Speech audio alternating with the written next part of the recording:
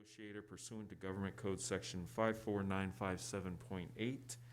Agency designated representative is the city manager, and it's regarding executive management. That's all, Mr. Mayor. Comments from the public? I have no speaker cards and no hands raised, Mr. Mayor. Thank you. Is there a motion to move to closed session? I make So a moved. motion. A motion? Is there, who is the second? I'll second. Motion and a second. Roll call vote, please. Councilmember Perez, Yes. Councilmember Spencer, Yes. Councilmember Burns, Yes. Vice Mayor Resendez, Aye. Mayor Velazquez, Yes. and the motion passes unanimously. All right, we'll see you in closed session.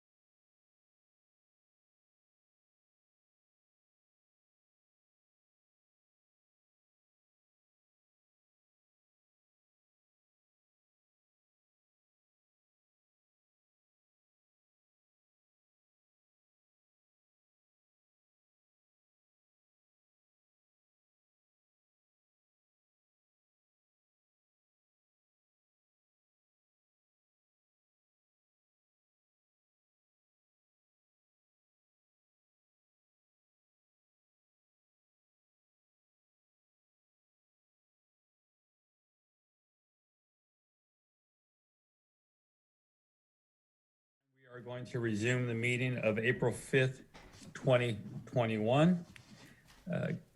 Vice Mayor Resendez, will you lead us in the Pledge of Allegiance? Yes, Mr. Mayor. Ready?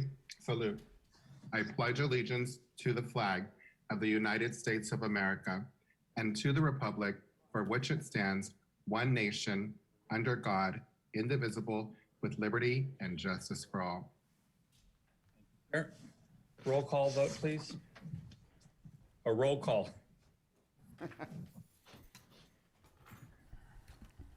Councilmember Perez, Here. Councilmember Spencer, Here. Councilmember Burns, Here. Vice Mayor Resendez,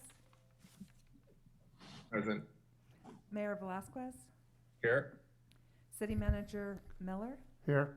City Attorney Epperson, Here. Interim Police Chief Reynoso. Here. Thank you.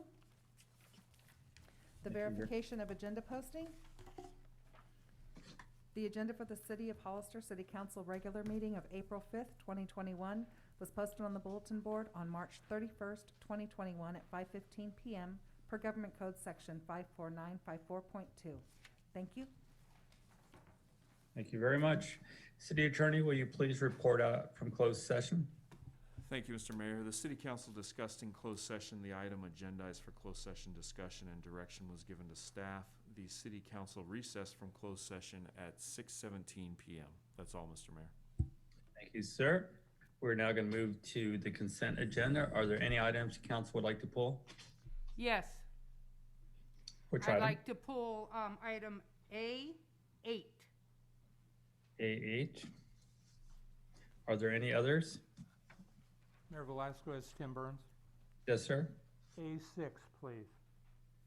A6. Okay. Is that it from council? Do we have any from the public?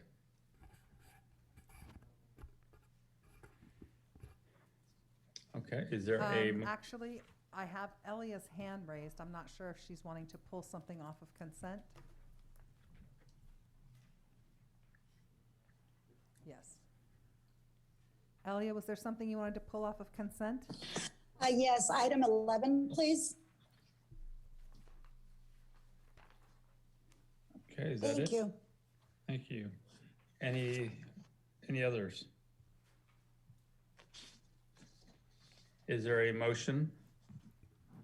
So moved. Is there a second? Second. Roll call vote, please.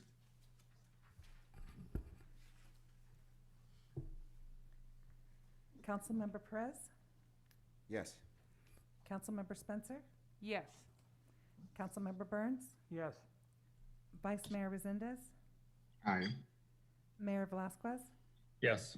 Thank you. The motion passes unanimously. We'll move to item A6.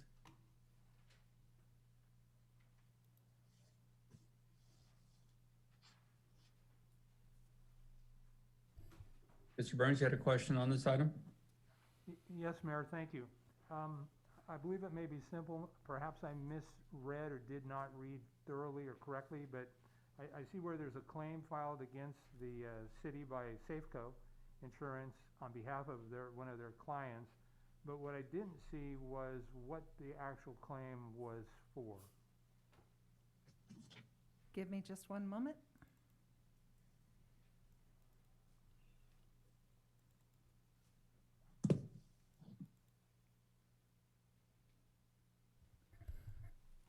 It was for a fallen tree.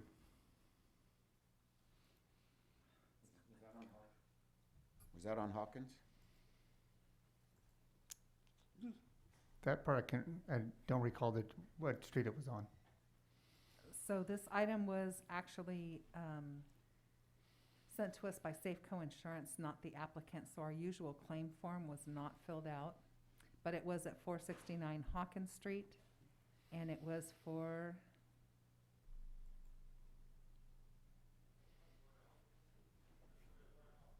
$10,000? Yes. $10,916.49. it says, failure to remove a dead tree, so it was a dead tree. Thank you, City Clerk, and it's my understanding that trees are typically the property owner's responsibility, is that correct? Unless, yes, I'm not sure about how, if it's a city tree, but I'm not sure. That's why we have the third party. So if we deny the claim tonight and send out the rejection letter, that starts the statute of limitations. It also puts our risk management company working with the claimant, and then they work out the details, and they make the decision. The risk management company makes the decision on whether the city pays the claim or not. Thank you. Mhm. Mayor, I don't know if it's too late to reopen, and I'm not sure if I heard another council member or a member of the community pull A8, but I would like to have that pulled as well. I don't know how we do that if it's not already been asked. A8 is already pulled. Thank you, Mayor. I appreciate it. Thank you, City Clerk. That answers my question. Do we have any other comments from the public for A6?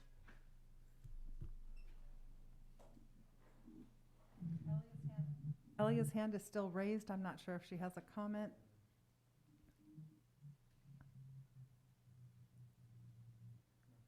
Okay, she's good. Okay, there's no other speakers. Is there a motion from council? What's the motion on? To approve A6?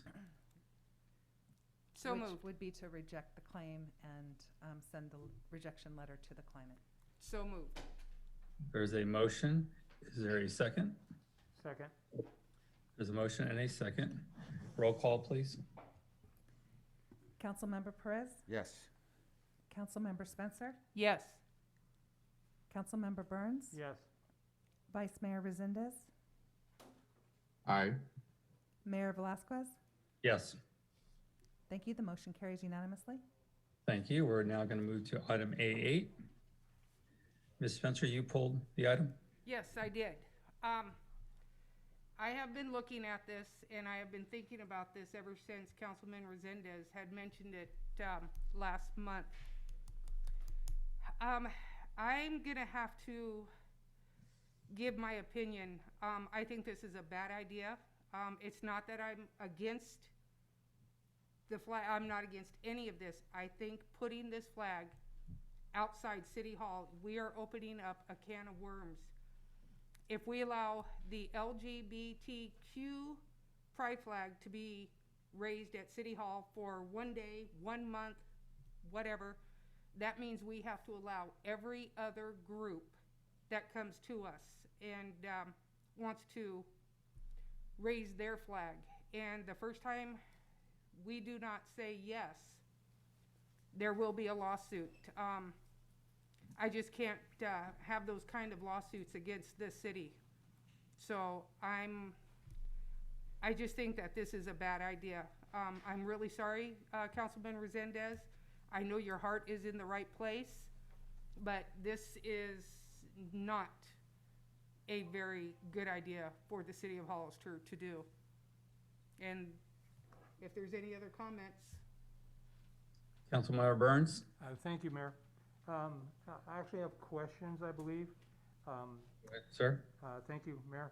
First of all, for the city manager or your designee, does the city currently have a formal policy or procedure when a request like this is made? For a flag like this, we do not have a formal policy.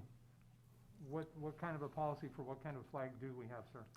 We are not, we have a policy that we are not to fly flags from another sovereign nation. Okay, and so do you know whether or not, in my recollection, we have a single pole in front of the city hall, correct? You are correct. And I drove by, I think it's Dunn Park today as well, and it seems there's a single flagpole there as well. Yeah, yes, I was looking at Henry, sorry. Okay, and so it's my understanding that the correct protocol is the only flag that is supposed to fly under the American flag is the POW flag. And I don't know if there's a law that speaks to that specifically or not, but for Mr. Resendez, I want to get to yes. I believe that there is a way to get to yes. And in my mind, I've worked for many cities that have 3 flagpoles. And so they have one pole with the USA flag on it. They have a second pole with the state of California flag or the state that they're in. And then they have a third pole for unity flag or another state flag depending, or another country flag depending on what's going on. And so in my mind, I absolutely agree with Councilmember Spencer. Having said that, I don't believe that the cost would be outrageous to put up 2 more poles, whether it be over at Dunn Park or whether it be in front of City Hall. It certainly looks like there's space available, and this doesn't seem like it would be an outrageous expense. It's probably something that's long overdue, and as I recall from Vice Mayor Resendez, that it's the month of June, and I strongly support the flying of the flag. I just want it to be done, and I would like to see the city adopt policies and procedures formally in writing so that there does not appear to be an element of favoritism, because again, I'm sure there are many other groups that would like to, in fact, fly a flag in recognition or memory of one thing or another, and I believe they all have merit and have value. And as our city continues to grow, I think there's a definite benefit to that. It's also my understanding that if a flag flies 24 hours a day, that the flag needs to be lit. And I don't recall the city hall flag being illuminated. Perhaps it is, but when I've left at 11 o'clock, I don't recall that. And so I think that needs to be rectified as well. But I think we can get there before June. I don't think it's a monumental task, and I don't think it's a monumental expense. And so I'm going to delay expressing whether or not I'm going to vote yes or not until we get more conversation. But I want to be there. I want to get there, and I think we can afford to be there. And that will conclude my comments for now. Thank you, Mayor. Thank you, City Manager. Thank you, sir. Mr. Perez? Yeah, I'm in support of getting up to date with our flag municipal code. I'd like to see the city get up to date with honoring our flag, and with that, even updating them to brighter colors, less faded. That being said, I think a unity pole at Dunn Park on the other side of the grass would be awesome. I think it'd be great for like Red Ribbon to start there. All these other events that we have, it actually gives them like a rallying point. I think we do need to get a light out on our flagpole in front of City Hall, and the one at Dunn Park also. I love the flag. I love our country. I love honoring our veterans and those who didn't come back. Those who we don't even know what happened to them. And I support any organization being able to fly a flag on the unity pole, but I don't think there should be any other flag that should replace our POW MIA flag. People gave their lives for that we can have the honor and the right to have a unity pole, to present any flag that we want. And that being said, I'd like to see us go over our flag codes or regulations, whatever they are, and to come up so that we can have a unity pole. I'd like to, when we do that, to keep in mind that the American flag is above every other flag. It's always higher, always lit, and I think it's like every organization or no organizations, and that's just how I feel, and that's including religious, because I'd love to see a Christian flag for Easter, and you know what, and that includes if a Muslim, for whatever holidays they have, they can fly their flag, open to everybody.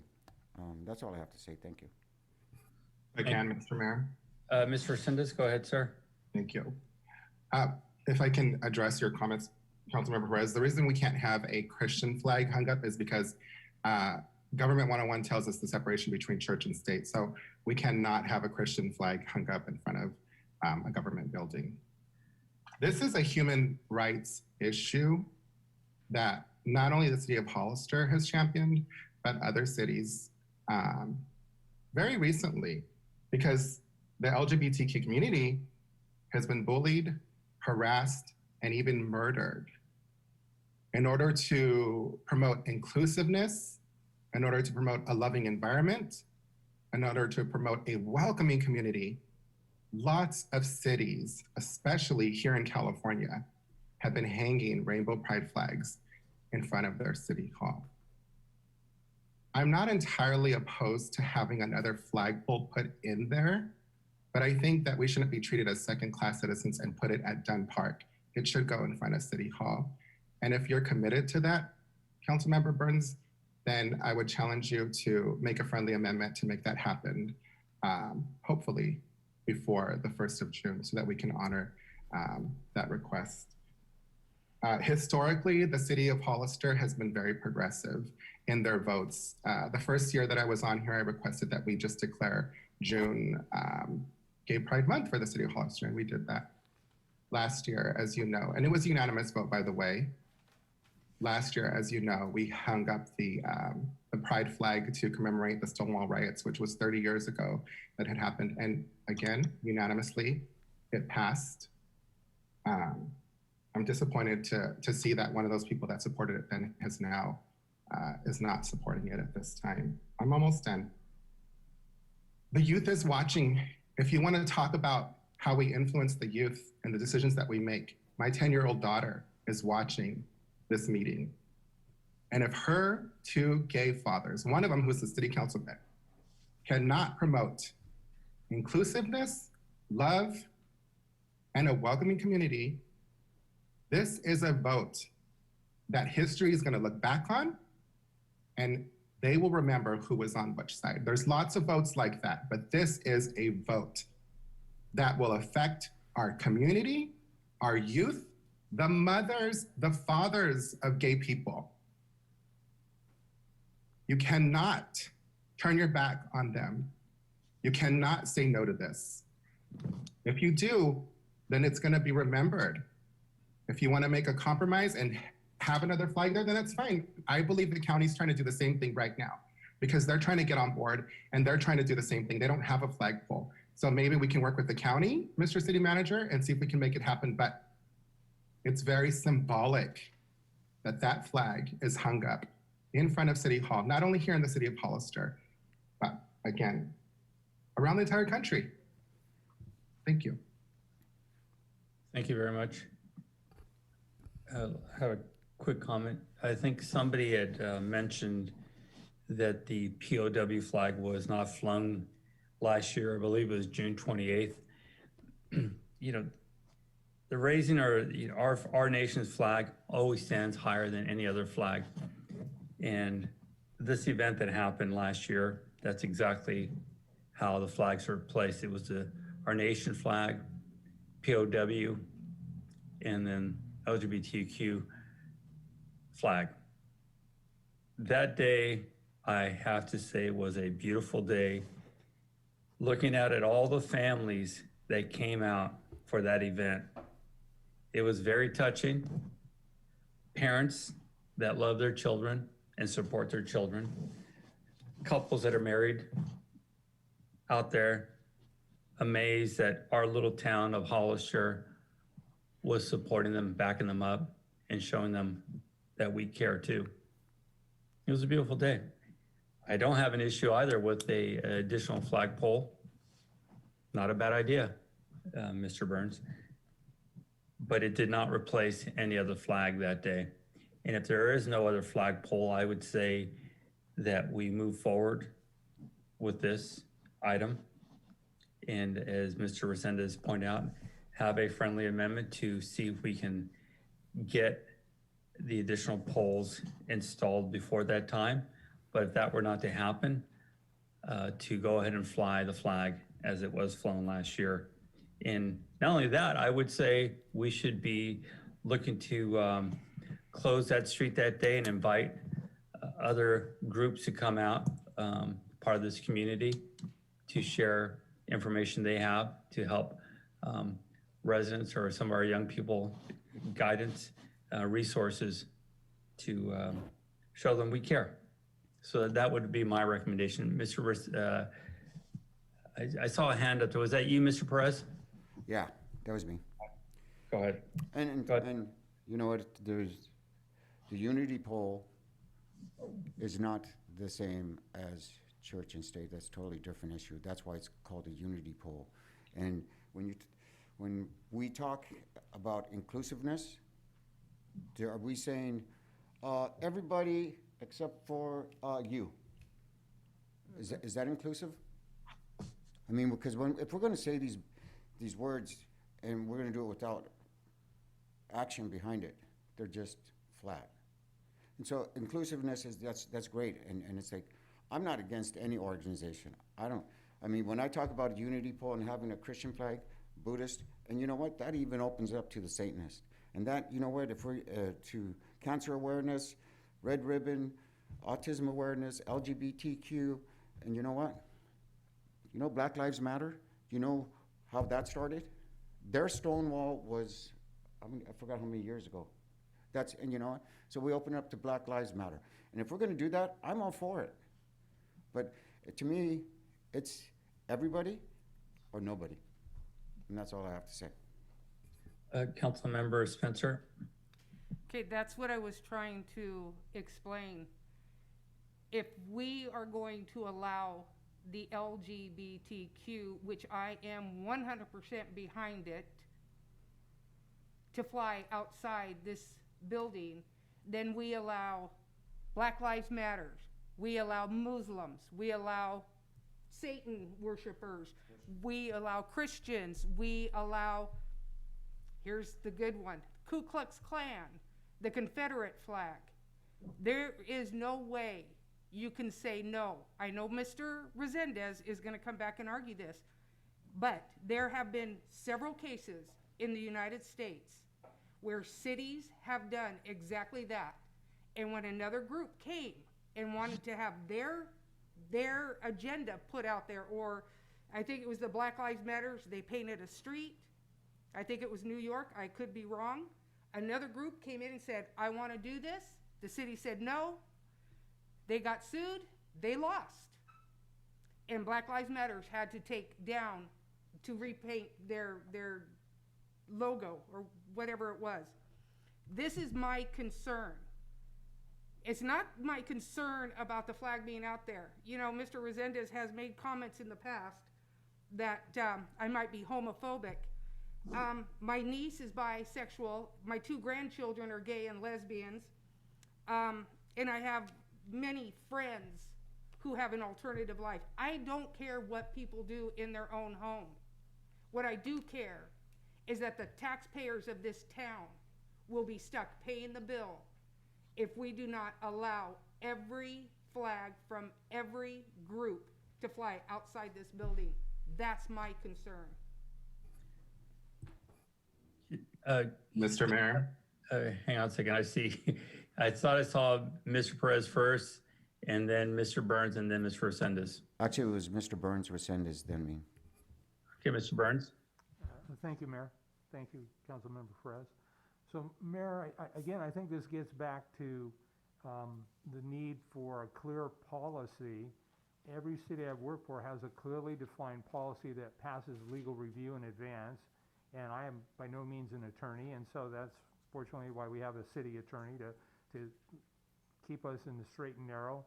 I don't know at some point whether it would even require maybe some addition to our current or revised municipal code, but I would like to see a policy and a procedure to move it forward so that when those questions are raised, that it is defensible. I'm not convinced that we do have to let certain flags fly, but I'm going to trust in the attorney's wisdom in that regard to make sure that he keeps us out of difficult times. And I do think a policy and procedure can be developed as well I do support the flying of the LGBTQ flag. One thing that you said, Mayor, was that it flew, if I heard you correctly, under the POW flag. And I would like us to put up another pole. I think, again, it's something that could be done easily within 2 months. I don't believe the cost is going to be outrageous. And if we made it a priority of the city to do that, I think we turn this into a win-win for everybody. And as I recall, when the flag flew for the LGBTQ, was that for one day? Because I understand Vice Mayor Resendez's request is for the entire month, which I support. But want to make sure that we can be equal in our decision-making and within the confines of the law. And so I am influenced by the conversation, and I would like to see it move forward. And I would like to either request that the item be pulled for 2 weeks and see what the city staff can do to find out numbers for us, and then find costs and the possibility of getting another pole put up at City Hall with illumination. And let's make this thing happen. Thank you. Those are my comments, Mayor. Thank you, sir. Mr. Resendez, I believe you were next. Thank you, Mr. Mayor. Yeah, there's no way that a KKK flag or a Satanist flag is going to be hung up in front of the City Hall. We have a vote, and I don't think that our council would support having those flags up. So that's one point I wanted to make. So we can say no, right? And last year we did hang the flag up and we had no problems. I think there was a small group of people that might have emailed and bringing up that policy or whatnot that was brought up earlier, but we moved forward with it. The whole council supported it. And as the mayor had said, the entire street was shut down. It was in the middle of a pandemic. We were social distancing. I don't even know how many people were there, but it was a beautiful, momentous thing to witness and to be a part of. I invite all of you to come and witness this if it gets approved. And yeah, maybe we can close the street down officially this time and get some vendors out there. We had San Benito County Behavioral Health, who runs the Esperanza Center and the Youth LGBTQ Center here. They came down and they handed out masks and stickers. My understanding is that they're willing to help support this event again this year. The county again is doing it. And then I'm going to be reaching out to San Juan Bautista to ask them to consider it as well. And again, the reason that Mr. Councilmember Burns, we're asking for the whole month of June is because June is LGBTQ Pride Month. So that's why we're requesting the whole month. And that's all I have. So I would say if we're gonna make a motion that we make a friendly amendment, I think we can take care of this tonight. I think it's imperative that we do and we don't drag this out, that we make a friendly amendment to put up a, what is that poll called that you're? Unity poll. What is it? I'm sorry? A unity poll? A unity poll in front of City Hall. And if we can't get that done, then we just move forward with having the flag hung up as it was last year. And then we can probably get the unity poll done afterwards. Thank you. Mr. Perez? I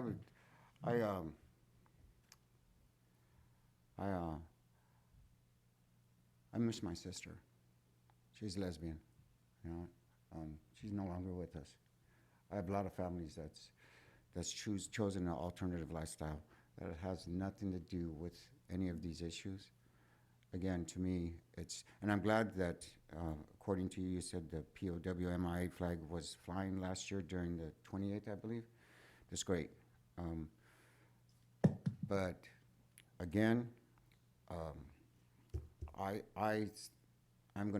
am standing firm in my belief that if it's either everybody or nobody, and I think we can come up with some verbiage before we can do all this, because this is not a church and state issue. And if it is a church and state issue because it's at City Hall, then it has to be at Dunn Park, where it's a public park, not a government site. And that is the only way I will vote yes for it. And it's not that I'm against LGBTQ. I'm not. I'm not against. If anyone really knows who I am one not to judge anybody. And I try to include everybody. I say hello to you guys, even though you're not here before the meeting. I greet everybody. So that's just how I feel. And I think that if we put it off till 2 weeks, the 19th, I believe, that I trust that the staff will be able to come up with a good resolution, and we still have plenty of time to get the polls in place, and that's gonna be at Dunn Park with my yes vote, it would be at Dunn Park. And it's not because anybody's a second-class citizen, no. It's so that we can have a poll that it's inclusive to everybody. And thank you, that's it. Thank you. I can say with certainty, we're not the first community having this discussion. The laws from the Supreme Court have, I'm sure, reviewed these conversations in the past of other communities. It will not be very difficult for our city attorney to find out what is allowed, what is not allowed, and it's something I'm sure we can get rather quickly. Again, I do agree the second poll is a great idea, as Mr. Burns mentioned. I think we need to move forward. We can either do that tonight with a motion to, or as far as moving forward, getting the information to get at least the flag flown as is, and hopefully get the second poll installed before the event. Mr. Burns, I think I saw your hand raised. Thank you, Mayor. Actually, I think it's a point of order for Mr. Epperson. So, Mr. Epperson, if we move forward with a motion and a second, and for conversation, I were to vote no, and for conversation only, it did not pass 3-1, 4-1, 5-0. It's my understanding that if I were to vote no, I can then request that it be brought back. Is that correct? That's typically correct, Councilmember Burns. I'm not convinced that's necessarily the most satisfactory way of dealing with it. So I agree. I would recommend that if the city council wants to bring it back, perhaps direction given to staff to bring it back under certain terms would be a preferred option to a no vote. I agree 100%. Thank you, Mr. Epperson. Mayor, I'd like to make a recommendation that we continue this Mr. item. Burns? Yes, sir. Yeah, if I could, I can clear something up. Under the Rosenberg rules, if a no vote were to happen from the majority, that would have to be rescinded that night or brought back up that night. It cannot be waited. It cannot wait till the next meeting, as the rules read in the Rosenberg rules. Can Thank you you for the repeat what you clarification, Mayor. I would like to make a recommendation that this matter be continued for 2 weeks to give the city manager or his designated staff time to do the research.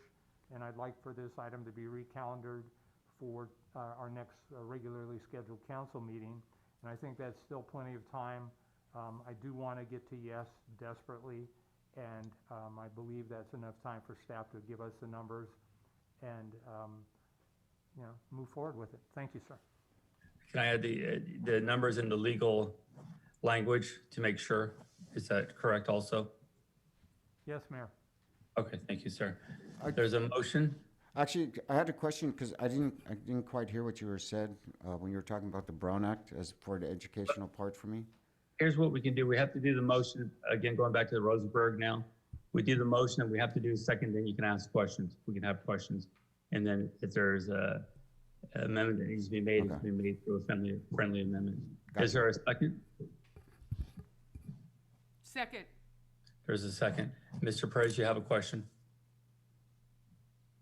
Can you repeat what you said about the Rosenberg's rules of order? Or was it Rosenberg's? Oh, do you know It what- is, and you have a copy of that, and it's a motion to reconsider. Is that the motion we're talking about?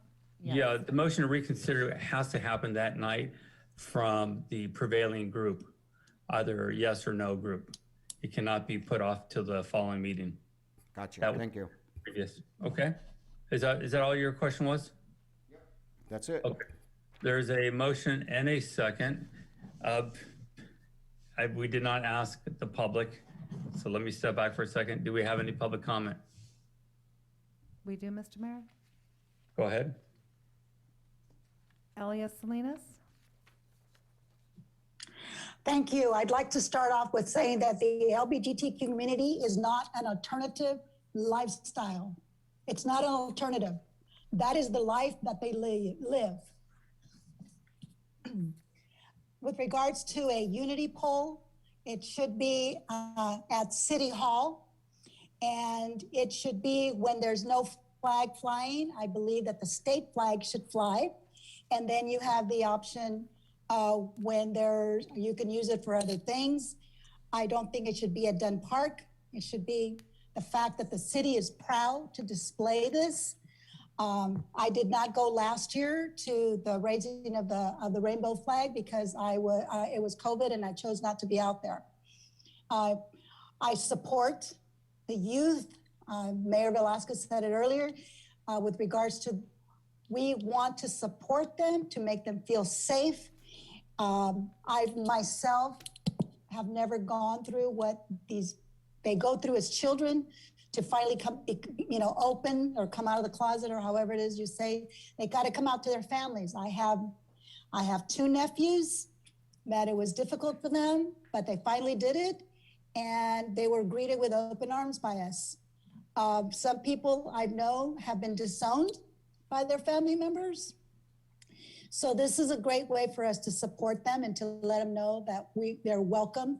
We don't care how they live. We don't care how they choose to live. It's their life, it's their business, and that's the way they were born. We support them. As far as putting a pole up at, even if you were to decide to put it up at Dunn Park, it's still a city event. And with all due respect to Councilman Perez, Councilman Resendez is correct. There is a separation of church and state, and you cannot fly a Christian flag. You cannot fly a Muslim flag or any other religious thing because of the separation of church and state. So regardless of whether you choose to fly it or not fly it, any religion is out.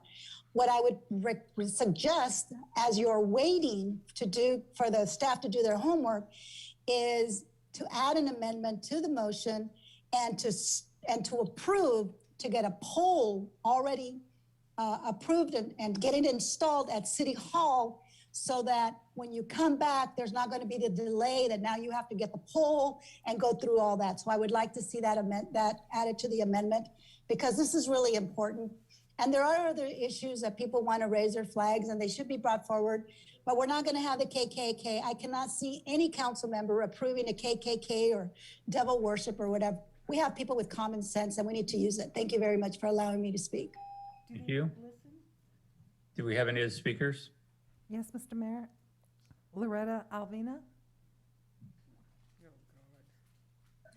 Good evening. Thank you for allowing me to speak. I've been listening to what everyone has been saying regarding the LGBTQ flag, which I completely and fully support. And following on the heels of Elia Salinas, it is not an alternative lifestyle. They are born this way. So what I wanted to suggest, if we're talking about inclusivity and making sure that we are including everyone in legalities and whatnot, why don't we consider, of course, June, flying the flag all month? And I fully support that, by the way. But we can do Black Lives Matter in February. That's, I believe, African History Month. And then we can do something like Domestic Violence Month in October. We can adopt a theme in that respect. We can choose something where we can support something of value for every month if we want to include inclusivity and try and appease everyone. It certainly is a thought, because oftentimes I know that I myself, as we are embracing all these different cultures and themes and whatnot, feel left out in certain respects when it comes to victim advocacy or perhaps my Italian heritage. So maybe that might be something to think about as we are talking about this fabulous idea of a unity pole. It is a unity, uniting everyone, correct? And so here we have June, we have this month where we are embracing the LGBTQ community. We can do Domestic Violence Month, where as a community, we stand against domestic violence. February, we stand with Black Lives Matter. You get where I'm going. We can think about doing something like that. But I do fully support raising the flag for the month of June in support of the LGBTQ community. So if having a say-so as a citizen of this community will help sway you in your decision, then I fully support this. Thank you and have a great evening. Thank you. Do we have any other I speakers? have no more speakers, Mr. Mayor. Okay. There is a motion on the floor and a second. Roll call vote, please. So, a motion and a second to what again? Mr. Burns had made a motion to table this till the following meeting of the 19th, I believe was your motion, Mr. Burns? Yes, sir, that's correct. Is that Okay, correct? Good, yeah, I'd like to see this get done as soon as possible. So there is a motion and a second. Roll call vote, please. Councilmember Perez, Yes, Councilmember Spencer, Yes. Councilmember Burns, Yes. Vice Mayor Resendez, No. Mayor Velazquez, Yes. motion passes 4-1. We'll now move to item A11.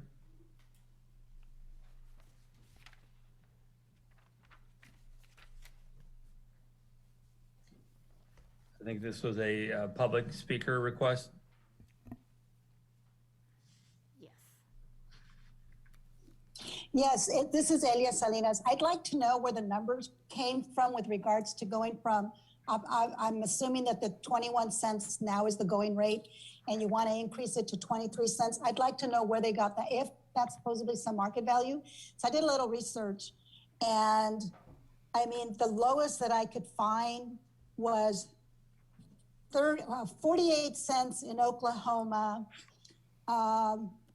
83 cents in Florida, 25 cents in Texas, $1.33 in North Carolina, $2.35 in Carlsbad, California, $1.83 in Arizona, 58 cents in the state of Washington, Montana, 63 cents to 83 cents. Where did these numbers come from? And what about the sublease? My question is, Okay. we all know that Reed Airport is closing, and those people are going to need to go somewhere. I would like to see more hangars being built so that we can start getting some of that rent revenue. 23 cents is a steal. So where did this number come from, and how can they justify something like that? And then with regards to the sublease, because I did not have a time to open up the packet, they want to redo the language about subleasing. Is that to say that the renter now can sublease to a third party and then they can increase the price? I just don't like to see it. And I know the mayor knows that I've been advocating for the airport about being able to make money for years and years.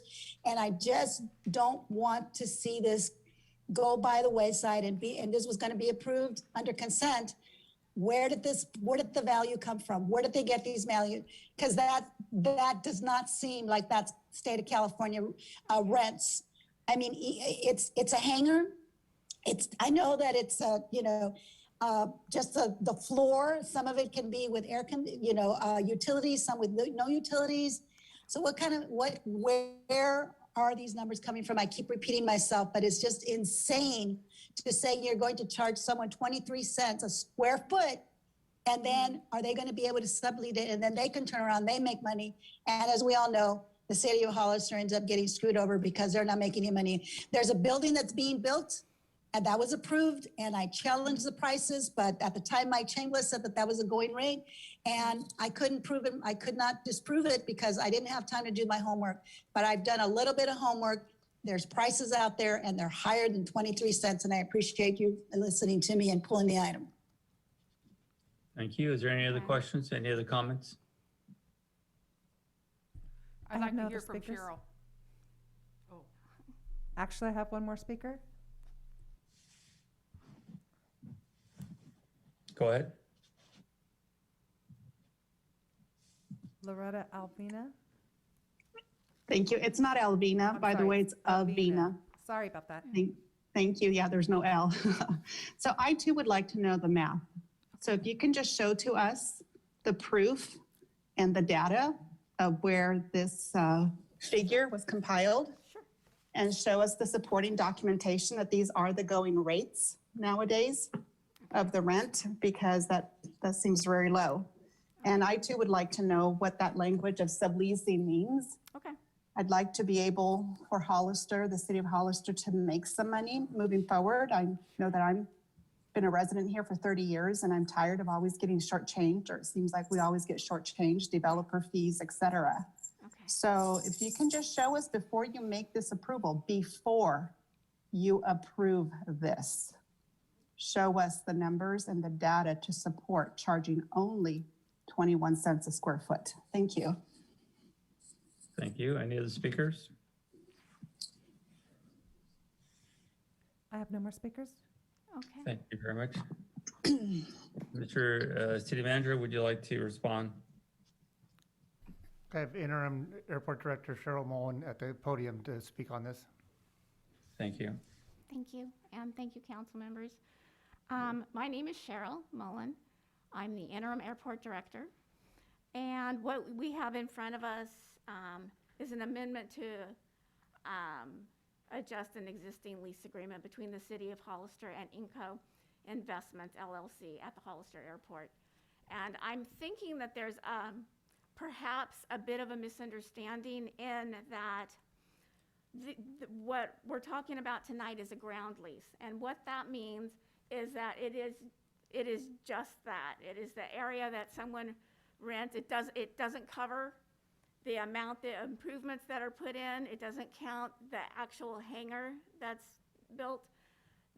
This particular land lease,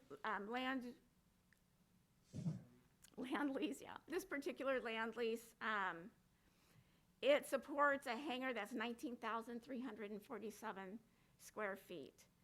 And it's the biggest hangar that we have out there. And the amount was negotiated, but so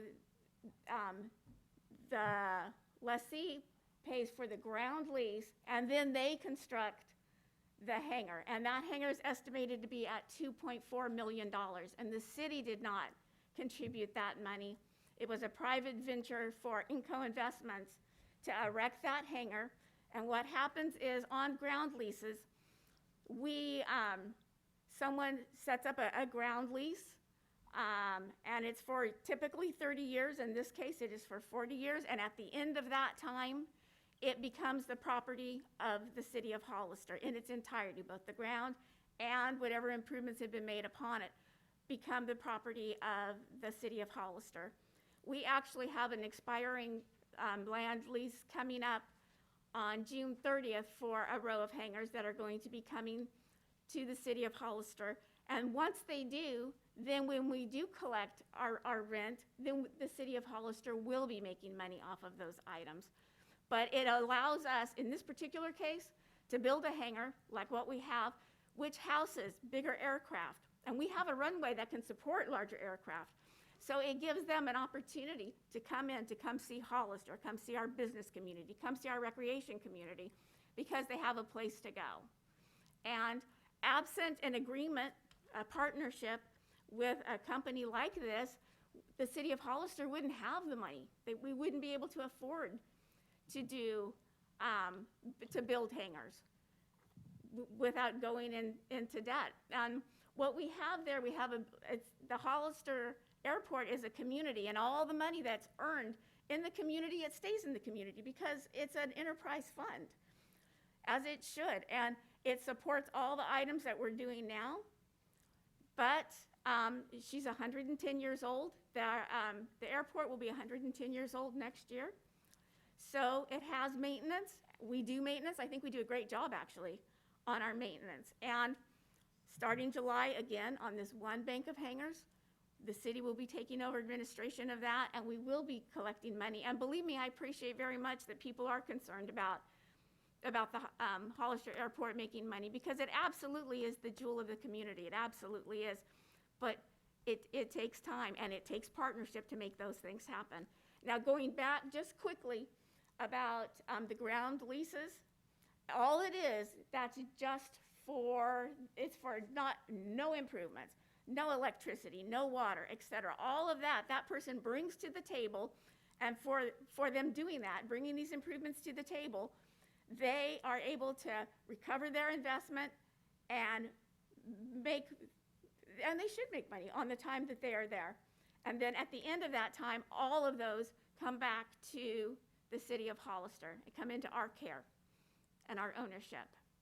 And this is a negotiated lease amount. I went back 30 years. I went and looked at all of the all of the leases that we have had for the past 30 years. And this is a true, reasonable going rate for a ground lease. Thank you. Is there any questions from council? Yes, I have some. Go ahead, Councilmember Spencer. Okay, so, Chair, Yes.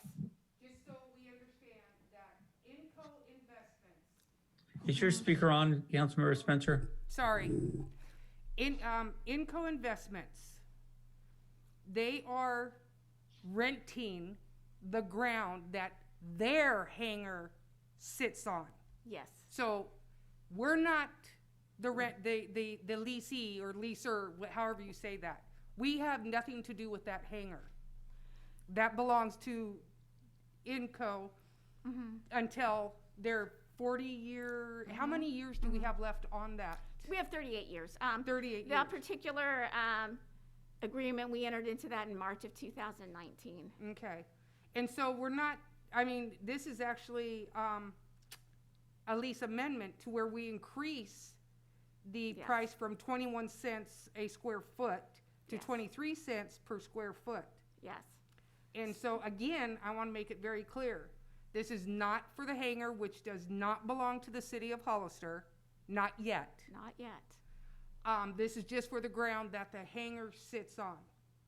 So one of the public speakers was looking at all these prices, you know, $1.50, 89 cents.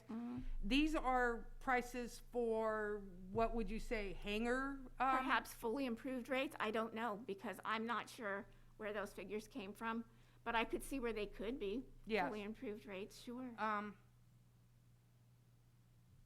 Yeah, I like what we've done with this, because like you said, these hangars are getting built and they're not being built at the cost of the taxpayers.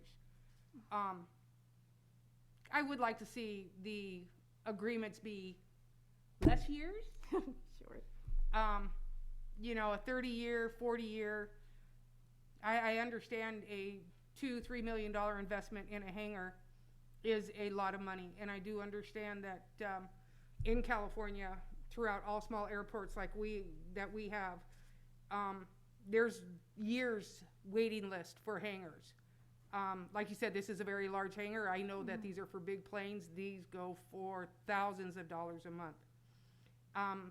We do have one coming up where we get a bank of new, so we will get the rent from those. Okay. We will. No, I think this is a good thing. It does improve the money that they get for the square foot of ground. And in 38 years, we'll have a humongous hangar. Humongous hangar. Oh, I like that. Okay, I just wanted to make that very clear that it was for the ground and not for the hangar that sits on the ground. Thank you for that. Okay, thank you.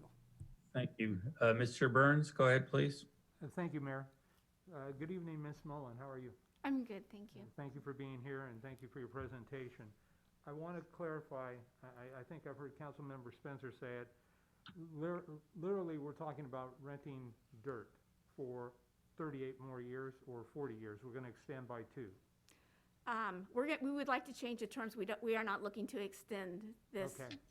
We're looking at Okay. another 38 Okay. years here. So I want to know if you know, or you know somebody who possibly knows, in 40 years, what that hangar will either appreciate to or depreciate to.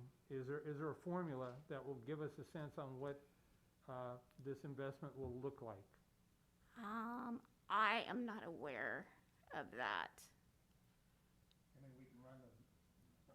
We can run those numbers, but yeah, no, we just look at what the fair market was going for it. Okay. All right, and that may answer the second question as well, Mr. City Manager. Do we know what other airports historically have done with opportunities like this? Because I see this as an opportunity. And certainly there are other municipal airports where this may be, there may be a past practice that we could replicate, although it sounds like Yeah. you're familiar with this process But already. yeah. And I contacted Watsonville Airport. There are regional airports, so they're a little bigger. And really, they're negotiated. All of the ground leases are negotiated items, is what I understood that to mean. And it seems like we're pretty much in the ballpark with like what they are doing. Because I did reach out to them. I reached out to a developer just to get some idea on his perspective of what this would go for and what would be a reasonable takeaway. But we can look into that and we can get back to you if you like. Thank you, I'd appreciate that. I don't know that I want to see this be continued. However, did I also hear you say that there might be an opportunity for some additional economic development or economic benefit from airplanes being able to fly in and have Sure. access to this hangar? Sure.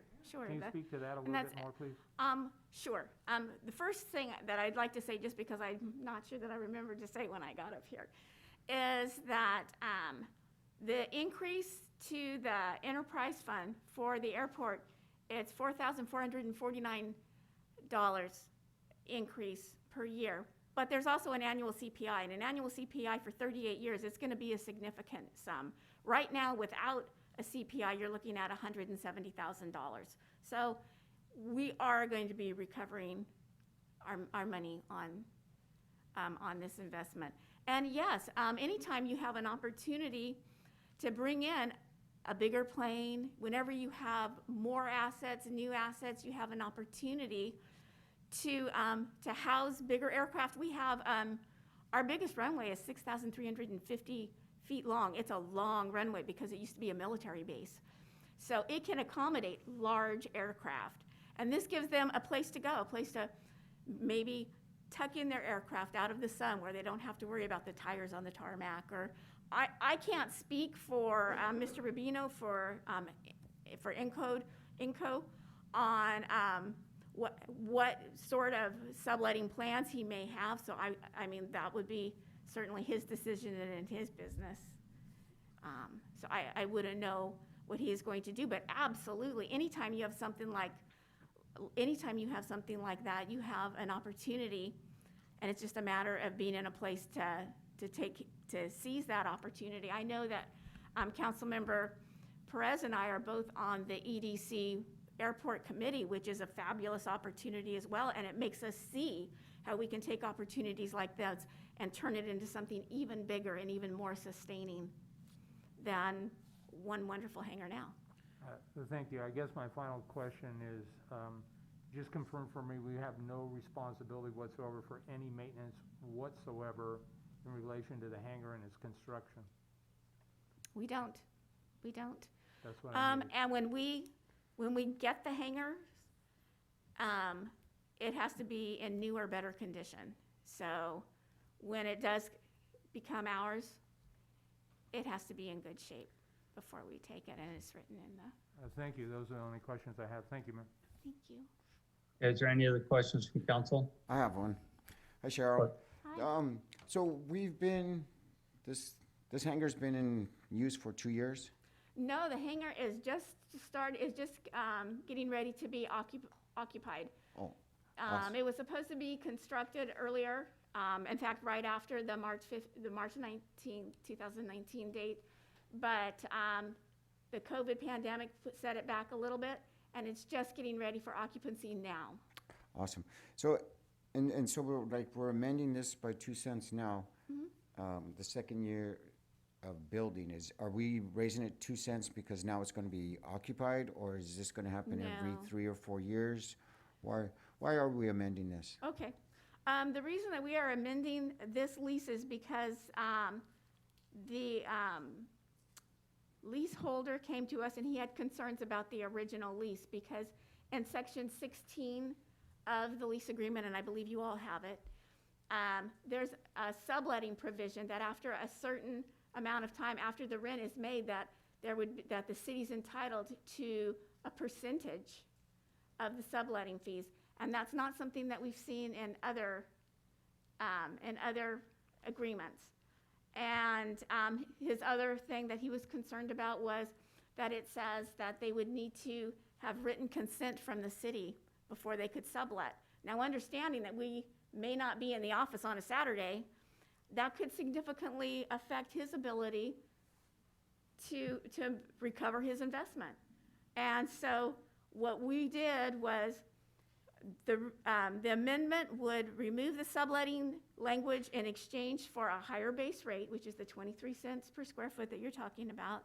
It also removes the provision requiring written consent from the city, but inserts language restricting use for activities that are aviation or aeronautic in nature only.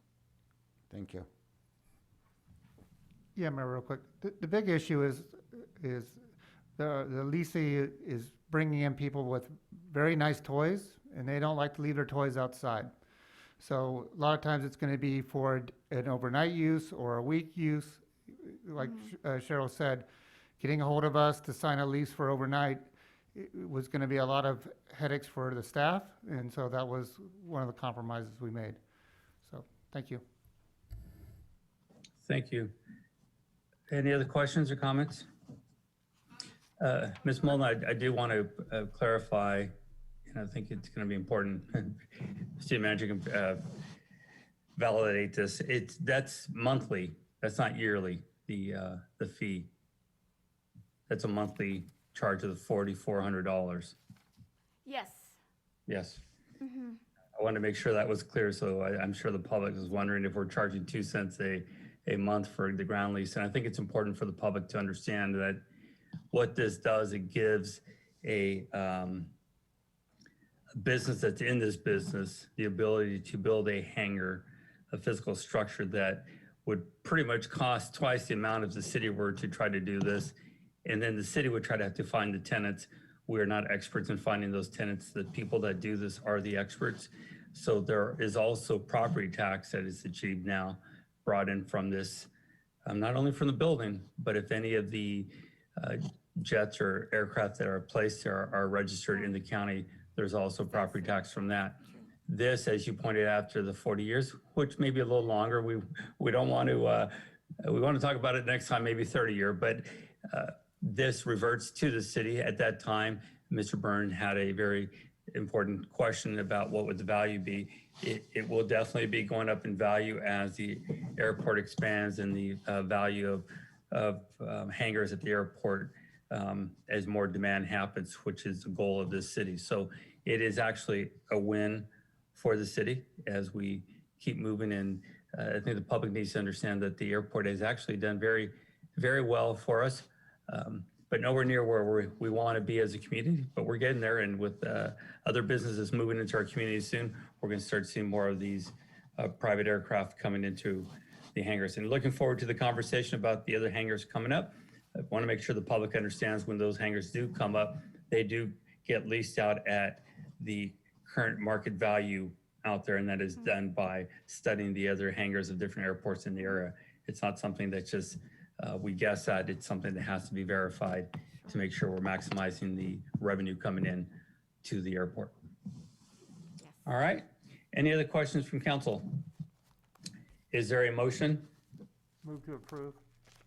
There is a motion. Is there a second? Second. There's a motion and a second. Roll call, please. Councilmember Perez, Yes. Councilmember Spencer, Yes. Councilmember Burns, Yes. Vice Mayor Resendez, Aye. Mayor Velazquez. Aye. Motion passes unanimously. Thank you very much. Thank you, Ms. Mullen. Thank you. We will now move to item C, public input. This is the time for anyone in the audience to speak on any item not on the agenda and within the subject matter jurisdiction of the council. Speaker cards are available in the lobby and are to be completed and given to the city clerk before speaking. When the city clerk calls your name, please come to the podium, state your name and city for the record, and speak to the city council. Each speaker will be limited to 3 minutes with a maximum of 30 minutes per subject. Please note, state law prohibits the city council from discussing or taking action on any item not on the agenda. Do we have any speakers? Yes, Mr. Mayor? Carol Lenore? I love hearing from that woman. Carol, go ahead. Yes, good evening. Good evening, Mayor and Council. I'm calling calling in this evening regarding San Benito Street and the we're experiencing with the new downtown traffic corridor there. I didn't know. I called the poor city manager and my council member the day of the bike listing because I didn't know it was going to be next door to me. I didn't understand what all the noise and all the speeding was coming from. So then I figured that out. All right, big thing there.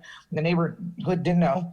But I support the bike blessing. I'm a big Catholic, so I love that event, but I don't support the speeding downtown.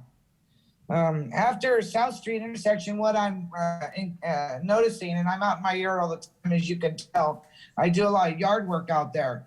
So I'm out there, and what's happening is that the traffic that is going south, after it leaves the South Street intersection, it's not a natural flow anymore where you have cars coming along and they're kind of going, they always sped, but now they got a takeoff point. So it's tire burning, wheels squealing, motors working hard, and by the time they're at my house, it's unbearable. The bikes rattle my ears. I hate to be a sissy, but it's unbearable. And we shouldn't have to live like that because they are taking off there at a stop sign full out. And a lot of them. It's not just a few. It's on East Street. You should hear it behind my house, what goes on East Street. So I would like a request, an agendized item for you to consider some discussion regarding the excessive speeding that's occurring as you go south. They're speeding to get in, but not as bad as they're speeding when they're coming out going south. So I'd like to do that, and then I will notify all of the folks living downtown on San Benito from the 800 block south that it'll be agendized when, and if they have comments, they should bring them forward. I can't imagine that I'm the only one having uncomfortable weekends because speeding on Friday night, Saturday, and then Sunday. You know, they're having a good time downtown. So what do you think some of them are doing as they come through? Saw the police one time this weekend. They drove really slow by my house, and that's the last time I saw them. We have to do something. So thank you again. Again, I'm requesting an agendized item to discuss some traffic calming for San Benito Street outside. And I'm in the downtown district, but at least even more stop to my neighbors going towards Nash Road. Any consideration you give me would be greatly appreciated. Thank you for allowing me to speak. Thank you. Thank you. I've also received written correspondence from Joseph Thompson and Susan Logue. I just wanted that on the record. And then I have Mia Casey. Mia, go ahead. Good evening, council members. As a retiree, I became involved in local politics out of a concern at the amount of misinformation that was being fed to residents that actually swayed an election. My efforts have been to dispel misinformation and try to provide facts, something which has earned me the label of politically divisive by our mayor. You know, disagreeing with elected officials and speaking out is not being politically divisive. It's actually democracy. To me, political divisiveness is an official who constantly sows seeds of discord by claiming supervisors, city council members, or members of the public are on the take or being paid by developers.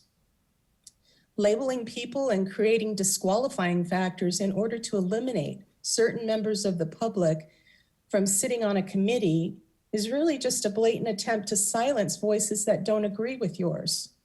That's also known as censorship. The only qualification for sitting on the GPAC, and therefore the only disqualifying factor, was that a person must reside in Hollister.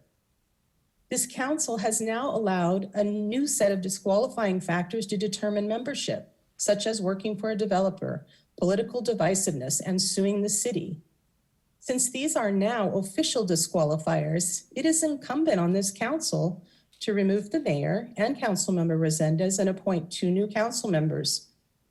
Both have been extremely politically divisive.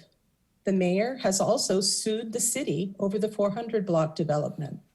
And the mayor owns an electric company which works for developers. You cannot have one set of rules for some committee members, but not others. I urge this council to action. I was not even an applicant for the GPAC, yet I was personally attacked and held up for ridicule by these 2 council members. This council is supposedly working on a code of conduct and ethics to prevent this very type of behavior. Yet no one moved to stop them. A resolution does no good if you're not willing to act. Agendizing and censuring council members for their behavior would be a step in the right direction. Again, I urge this council to act. Last fall, I came before this council and put the city on notice of potential legal liability from these slanderous and defamatory statements being made. And I asked these 2 council members to cease and desist. Yet here we are again. Is another lawsuit against the city the only way to make this horrible behavior stop? Thank you for your time. Thank you. Elias Salinas? Thank you, Elias Salinas. I did apply for to be considered for the GPAC committee, and it was told to me that I was disqualified because I have a lawsuit against the city. And it is the city manager and the city attorney's job to correct that that is not a policy by the city of Hollister. That was an opinion by the mayor to state that I was disqualified because I'm suing the city. If that is a policy, then obviously the mayor would not have run again for mayor, nor would he be on the GPAC committee, because he has cost the city tens of thousands of dollars with regards to the 400 block. His business works for developers, accused me of being paid by developers. That's not how I make my money. And I am not disqualified because I have a lawsuit against the city. That is completely wrong. And I would like to know where that policy, which is not a policy, but decision, should be or should have been and can still be questioned by the 3 city council members that are sitting there at the dais now, by the city manager, and specifically by the city attorney. That is completely an illegal thing to say and has placed the city in a situation where they can have another lawsuit by myself because of the actions of the mayor. For 3 city council members to not question the mayor on his opinion and not call to order by the city attorney, that is his job. It is the job of the city attorney to give advice to the council. When something like that is brought up, that is his duty to do, and he has failed to do that. I would also like to bring up the fact that the city manager takes direction from the council members' entirety, not by taking phone calls from the city mayor to tell him what to do and what not to do. It has come back to me and other people that is what's happening. By making the city council members that are sitting right now at the dais, you're allowing the mayor to be a strong mayor when we are not a chartered city and the mayor does not have that authority. You must stand up for the city staff and you must protect them from being ordered by the mayor on what to do and being placed in a very uncomfortable situation. Thank you for letting me speak. Thank you. Do we have another speaker? Kevin Henderson? Kevin, go ahead. Hi, good evening, Council. I'd like to respond directly to some comments that were made about myself during the March 15th, 2021 City Council meeting, item G5, regarding the GPAC committee appointments. First of all, I want to say, I think it's quite reasonable for a member of the public to apply for various committees and have the expectation to not have their name dragged through the mud. I see the city clerk doing her best to encourage people to apply for various committees, but I imagine it must be disheartening to encourage people to apply, but then see how some of the applicants were treated on March 15th. During that meeting, we actually had a council member make reference to a collection of screenshots from Facebook, none of which were included in the agenda packet. Why was this discussion even allowed to continue? I believe this may have been a violation of the Brown Act. An implication was made regarding myself that I am being funneled money from developers. This is quite a heavy and defaming accusation. I just want to say I have zero connection to any developers. And I'd also like to say, as previous people have said, I was very disappointed that no other council members were able to put a stop to what was happening. Switching, talking about the GPAC specifically, so a couple of meetings ago, Mayor, well, let me just give some background. So Mayor Velasquez and David Huboy were originally appointed by consensus of the council on February 5th, 2018, under resolution 2018-27. However, on March 1st, the city council just passed resolution 2021-37, which says that it rescinds and replaces City Council Resolution 2018-27. And that is the resolution that put those two on the GPAC. So I believe technically those appointments are now nullified at this point in time. And that there's gonna have to be another agenda item to fill those two vacancies. Thank you for your time. Thank you.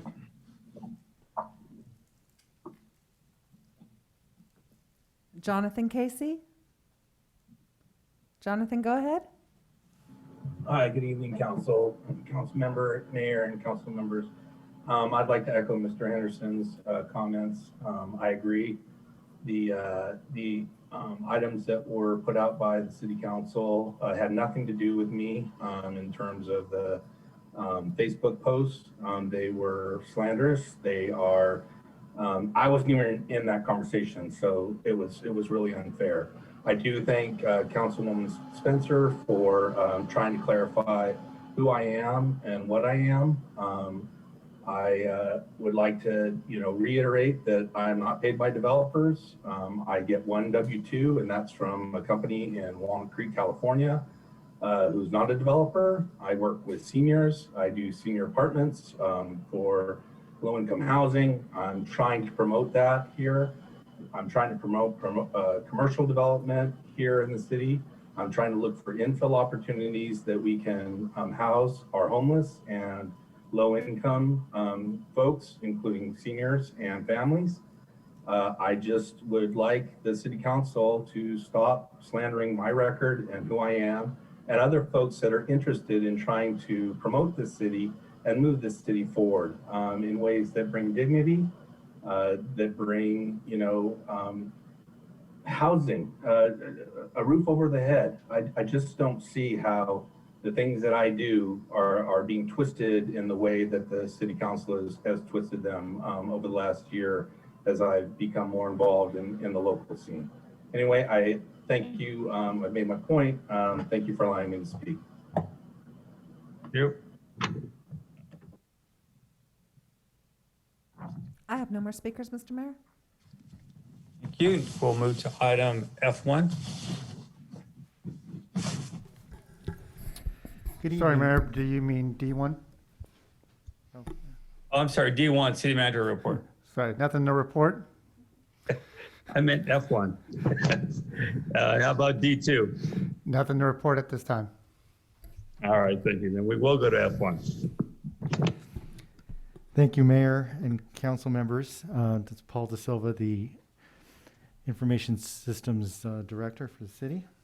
The item before you I bring forth is request to replace the video system equipment here at council chambers and the camera system. As you know, we've had some challenges over the past year with COVID and doing remote meetings, and in anticipation of having hybrid meetings where we're starting to open up and allow public to participate both here in the council chambers and also over Zoom. The challenges that we have to better, will allow to better manage the capability of doing the remote meetings and meetings here, are allowing the public to participate here. I'm looking to replace the video system that we currently use to record and broadcast that CMAP currently operates, the cameras that they operate, replace them with high definition cameras. The video system will allow to bring in the Zoom meeting, better manage the participants in the Zoom meeting, and also better present them over the broadcast. And the system also allows to broadcast to social media, stream them online to multiple platforms at once, including YouTube, Facebook Live, Instagram, Twitch, you name it.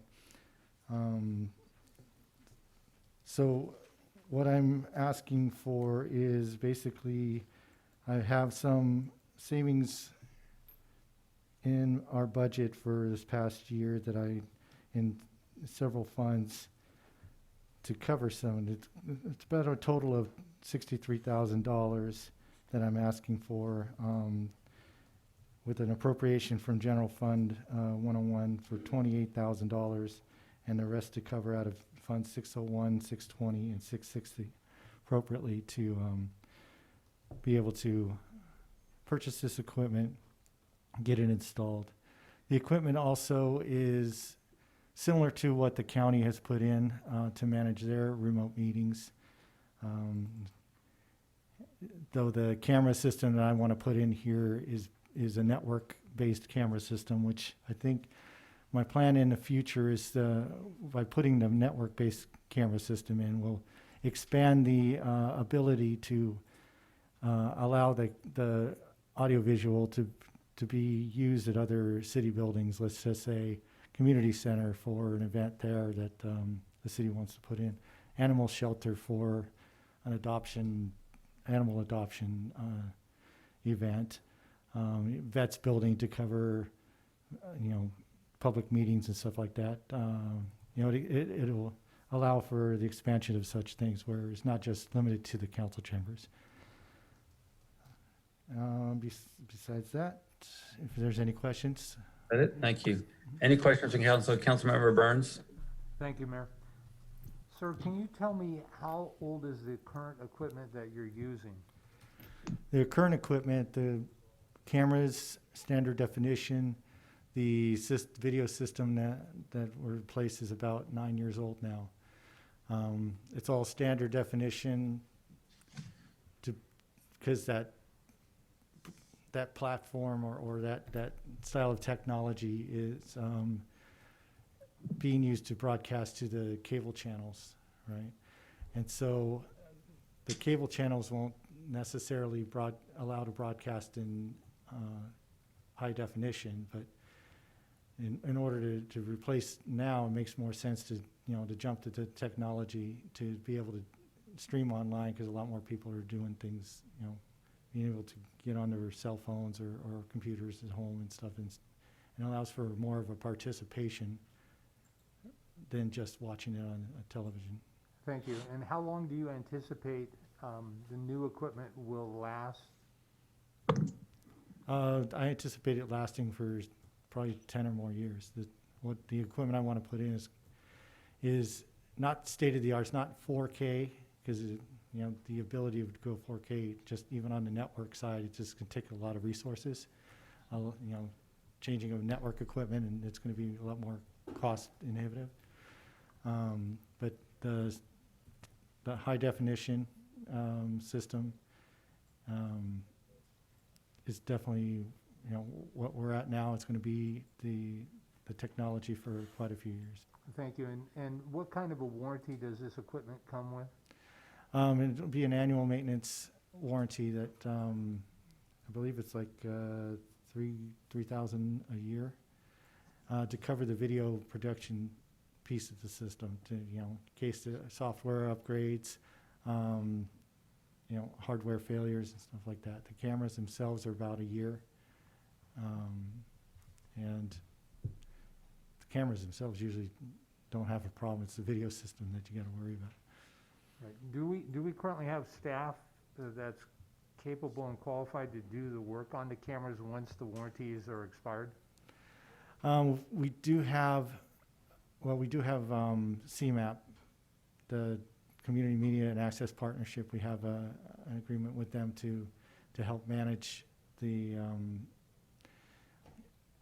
maintenance of equipment, not just our equipment, but equipment that they've put in also throughout the different locations. And the whole back end of the broadcasting that allows for them to take the signal to Gilroy and then broadcast it out to the cable channels. But basically this system would be mainly on the information systems to keep up the maintenance agreement and be the ones to call for service if we needed to. Thank you. And my final question, and it may be for the city manager, I'm not sure, but it seems like this may have been driven by the recent pandemic we've been involved in and the requirement for the updated equipment. It sounds like, and so my question would be, I see where this is projected to, the request is to come out of general funds, and I'm wondering if there are care monies that could be used in lieu of general fund money. I kind of had that conversation with the county, but and I don't know about the current new funding that's come out. But when I talked to the county back in December, because they were also looking at the similar system that would allow for the Zoom and the ability to do remote meetings. The CARES money was already appropriated, and they went forward with just purchasing that equipment on their own. Thank you. Thank you. Any other questions from council? Yes, Mr. Mayor. Councilmember Resendez. Thank you. Mr. Silva, when do you plan on, if this was approved tonight, when will you plan on being live? I plan on making the purchase in the next couple of weeks, and then planning a installation within the next month or so, and hopefully to be live after the July recess. Okay. And then I heard you say that that it has the ability to link up to Instagram, Facebook, Twitter. You said you name it. Just because it has the ability doesn't mean that we're going to do it. But I just wanted to check with you that we would. I think it's good that we do all of those platforms. I belong to other cities on Facebook and Instagram, and when they go and they have their city council meetings, it notifies me. So I was wondering if that's something that we can ensure that we're going to do in the future with all of our social media platforms. Yeah, I think we'll definitely do this in phases. Obviously, YouTube. We have a YouTube channel. We want to open it up to Facebook, and then Instagram. We also have an Instagram account. We can go through that route. I don't necessarily want to do it all at once and then trying to manage it all at once. Sure. But step by step, we can open it up. Yeah, okay, that makes sense. Yeah, I think it's important. You know, a lot goes on here and we want to be as successful as we can. We want people to be involved and we want them to see what we're saying and what we're doing up here and the decisions that we're making. And we definitely want more and more public input. So I think this is great. Thank you. Appreciate it. And one more thing I wanted to mention is, as you know, the laptops that we have here are over 15 plus years old. They're hand-me-downs. They're very slow. Part of this also includes replacing these laptops with obviously newer ones that have the capability to do to have the web cameras, so we can actually have each council person or commissioner on Zoom on camera on their own in the council chambers with it. If I can, I would suggest getting MacBooks Pros. Thank you. We shall think about that. Thank you. I do have a question for you. You said you didn't want to go with the 4K system.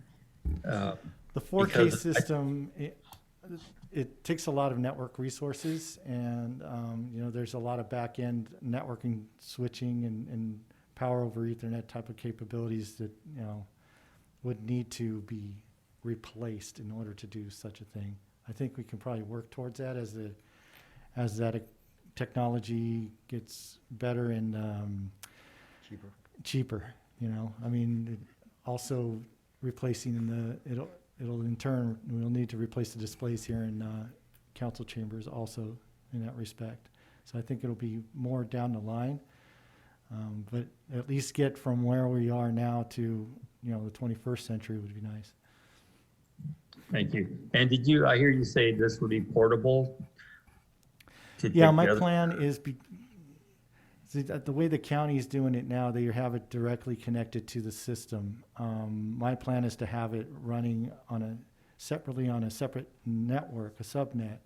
So if I wanted to put a camera out at, let's just say, the animal shelter and do, you know, animal adoption day, put a couple of cameras, hook it up to the network, and, you know, have those cameras feed back to the system here, and then have, let's just say, CMAP put it on their channel. We can, you know, shoot it online, stream it online to, you know, to the social media, and not just be stuck with having, you know, the only way we can do audio videos type of broadcast is here in the council chambers.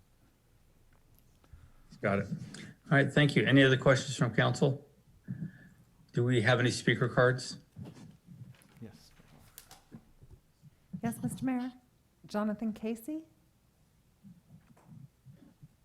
Jonathan, go ahead. Hi, Mayor and City Council people. I applaud new equipment. Be wonderful. Mics would be a huge difference, especially, you know, listening out here. I had a couple questions. I'm curious about the how long we're going to be doing this. So if we can get back into the room, are we going to stop doing the meetings via Zoom, or will you continue that after we're in some more level of normalcy? I would also not plan for the equipment to last 10 years. I would probably plan on 5 years. The equipment that we're putting in, we're doing 3 years. So we just, you know, technology's turning so fast I think it's, you know, a dream that it lasts 10 years, but I really don't think equipment's going to last that long. So I would plan in the budget for more of a 5-year term. You know, if I was planning. Anyway, thank you for letting me speak. Yep. Any other speakers? I have no more speakers, Mr. Mayor. Thank you very much. Is there a motion from the council? So moved. There is a motion. Is there a second? I second. There's a motion and a second. Roll call vote, please. Councilmember Perez? Yes. Councilmember Spencer? Yes. Councilmember Burns? Yes. Vice Mayor Resendez? Aye. Mayor Velasquez? Yes. And the motion carries unanimously. We'll move to item F2.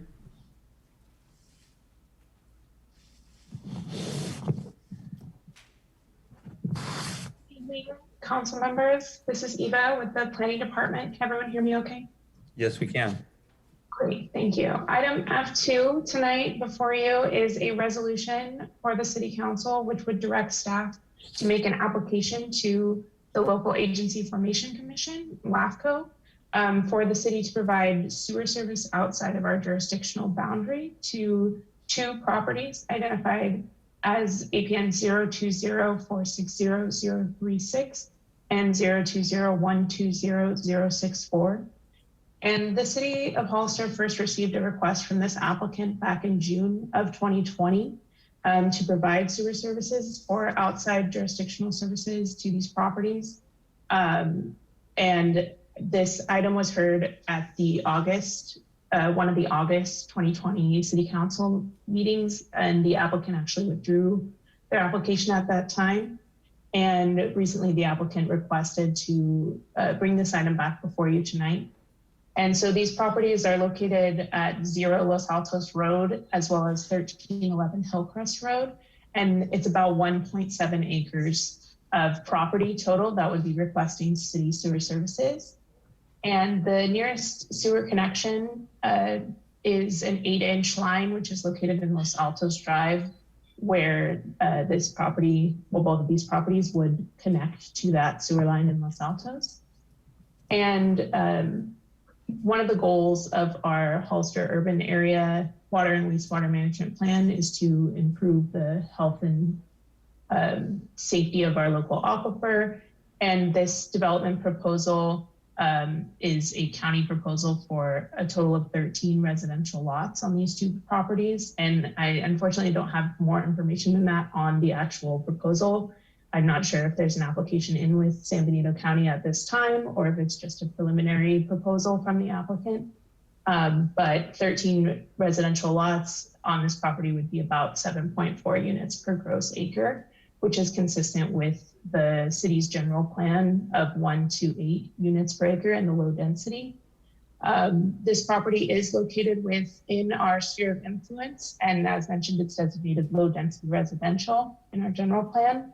And city staff would recommend, as we always do with out of jurisdictional sewer service requests in our sphere of influence, city staff would recommend a preference towards annexation of the property. And in this particular case, we would also recommend annexation of all the properties surrounding this property, which lie south of Hillcrest Road and north of the current city limits, and east of a line drawn north of kind of our eastern boundary in this area, which is off of Cobblestone Court up to Hillcrest Road, which would create a kind of square logical boundary to the city limits if we did move forward with a pre-zone rather than an out of jurisdiction sewer service request. And this resolution, if adopted by the council tonight, after consideration, this would authorize the city to provide sewer service outside of our jurisdiction, and it would direct staff to apply to LAFCO for these services for these 2 properties. And with that, I will leave it to you, and if you have any questions for me, I'd be happy to answer them. Thank you, Ms. Kelly. Do you want to go back real quick? You did mention to annex first before allowing for the hookups would be the preference of the city, so we don't have islands happening any longer as we had in the past? Correct. City staff, we always recommend annexation, pre-zoning, and that going through that process rather than outside jurisdiction. But for the council's knowledge, for everyone and for the public, if the council did want to approve outside jurisdictional services to any property, this one or any other property in our sphere of influence, we would bring an annexation agreement to the council, or I'm not sure if it would come to the council, or I haven't done that process personally myself, and Abraham might be able to answer that question better, but there would be an agreement put with the property owner and recorded on the property for all ownership that they would not protest annexation if and when the city wanted to annex the land. But if this was approved as it is, they wouldn't have to annex any longer. Correct. Correct? Correct. That would put us in a situation where they could do whatever they wanted after that point to the county standards, not the city standards, and we would have an island. So Correct. We preferably, could require them to annex that agreement. I'm sorry? With that agreement, if we wanted them to annex, they couldn't protest, but yes, they would be able to get services and go to the county for development. So the first thing you'd want really is to have the annexation agreement first before you approve this. Would that be correct? That's possibly correct. I might defer to Abraham if he's in the office, just on the ordering. Yeah, just want to make for sure, because this is how we, again, ended up with so many islands in the past that have caused us a lot of issues in the city. Mr. Mayor, members of the council, would you like staff to answer that question? Yes, sir. Please. At this point, yeah, very well. Thank you so much, and thank you, Eva, for that presentation. You are correct. At this point, if the city council would move forward with doing the out of jurisdiction approval as being requested by the applicant, then we would do so with the condition that we approve a agreement indicating that the applicant can move forward per the city council's request. However, if the applicant in the future, if the city council or LAFCO would like for that property to be annexed, then the property would annex with no ability for protest by the applicant. So Eva is absolutely right. We would recommend that if you do want to move forward with the out of jurisdiction, that there's a condition with the approval that the agreement also is finalized prior to moving the application forward to LAFCO. If you prefer just to annex now, because even with out of jurisdiction, LAFCO still has to approve that. This is a request for the city council to basically, if they want to do the out of jurisdiction, you make that recommendation to LAFCO, and LAFCO makes the final determination as to whether an out of jurisdiction is okay. If you prefer that they annex instead of doing the out of jurisdiction, then we tell the applicant, who is also, I see that the applicant's also in the podium online, Mr. Entrevilla. Then if your preference is for annexation, then the applicant goes back and comes forward to staff with an initiation of a pre-zone request. And with that initiation of pre-zone request, we bring it before you, and we let you know that they have to move forward with the, if it's you're okay with you're okay, they move forward with the initiation of pre-zone request, and then they do the CEQA, the California Environmental Quality Act evaluation with the city of Hollister as opposed to with the county. Because with the outer jurisdiction, they do all of the CEQA work for development with the county, because that's basically what you're telling them, that you'll serve them with but they have to continue development with the county. With annexation, you're letting them know that they need to come in here, work with the pre-zone here, work with the CEQA, with the city of Hollister, per city of Hollister standards, and then we will do the pre-zone, and then we will recommend to LAFCO that they actually annex at that point. Mr. Mayor, if I can. Let me finish up my question here. Thank you first.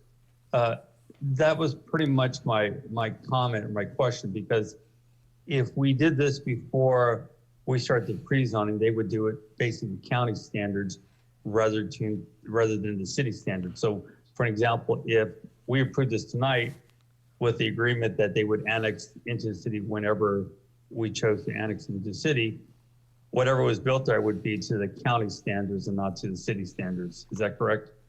That is correct, Mr. Mayor. We will definitely, as we always do as a city, whenever something is being proposed for development in the county, we would recommend that they develop using city standards, but at that point, we don't have pretty much a hammer. It's basically the county who would make that determination. But yeah, absolutely. They would work with the county on development. We would suggest in our letters that they please develop per city standards, but at that point, it's up to the county and not us. However, as indicated, if it's an annexation for pre-zone, then we make all of those requirements during the pre-zone phase of it. That during the CEQA analysis, we make sure that everything is being analyzed per city of Hollister standards. Right. That is my concern, because if we wanted to require some affordable housing in there, or some of the other things we've been talking about with the general plan updates, it's important that it's under city standards and not the county standards, correct? Okay, thank you. Mr. Resendez, go ahead. Yes, thank you, Mr. Mayor. Abraham, are there any financial implications if it were to be approved tonight, not annexed into the city, versus if it were to be annexed, like things normally are annexed and then approved? Are there any financial implications as far as like the tax sharing agreement goes and whatnot? Thank you, Mr. Resendez, Councilmember Resendez. In regards to the tax sharing, if it is approved tonight as being requested by the applicant, the tax sharing would not be included because at that point it wouldn't be an annexation request. If it was annexed, then we would do the tax sharing agreement before we would send it to LAFCO for the actual annexation. But for out of jurisdiction, it wouldn't apply. If you do agree with doing the out of jurisdiction approval tonight as being requested by the applicant, it would still be on the applicant to extend the services at the applicant's developer's cost. It wouldn't be the city's. It would be at the applicant's cost. But again, as my colleague Eva mentioned, the preference always by the city staff would be for annexation. And even at that point, it would be the applicant's cost when they extend services if approved.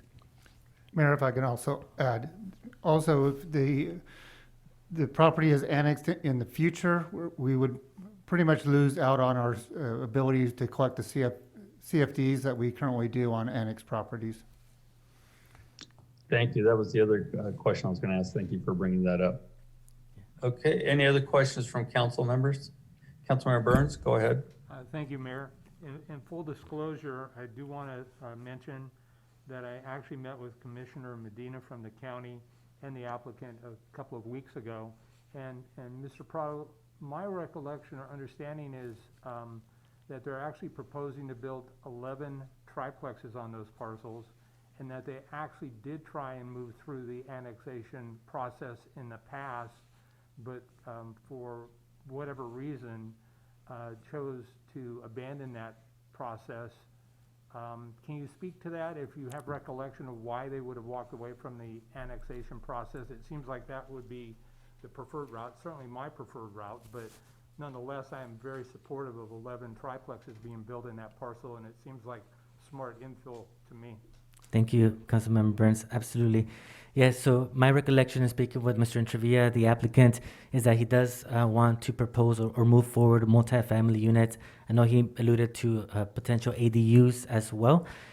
He is online, and hopefully he's able to speak a little bit more to that. But my recollection also, as Eva also mentioned, they did come in previously for an attempt to have their annexation in the city of Hollister.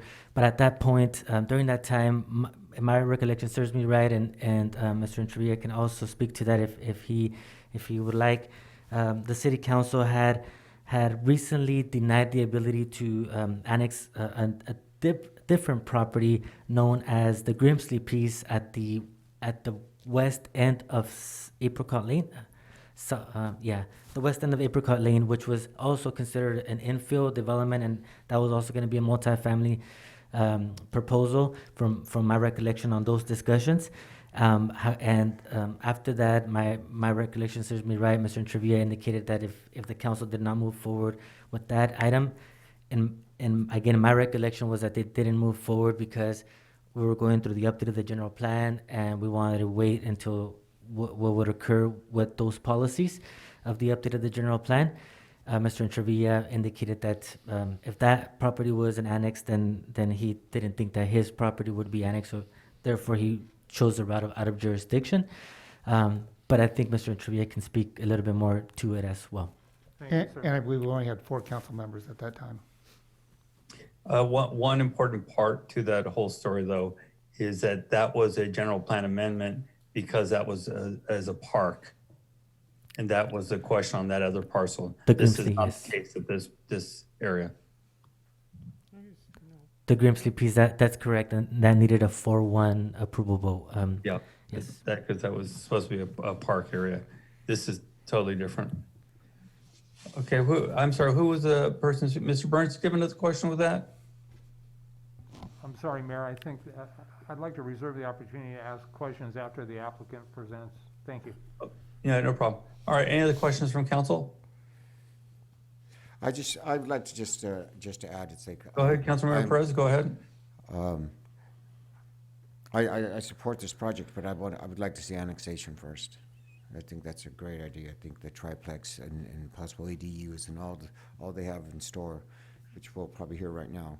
But yeah, I think that's a great idea to keep it up to standards. Thank you. Thank you.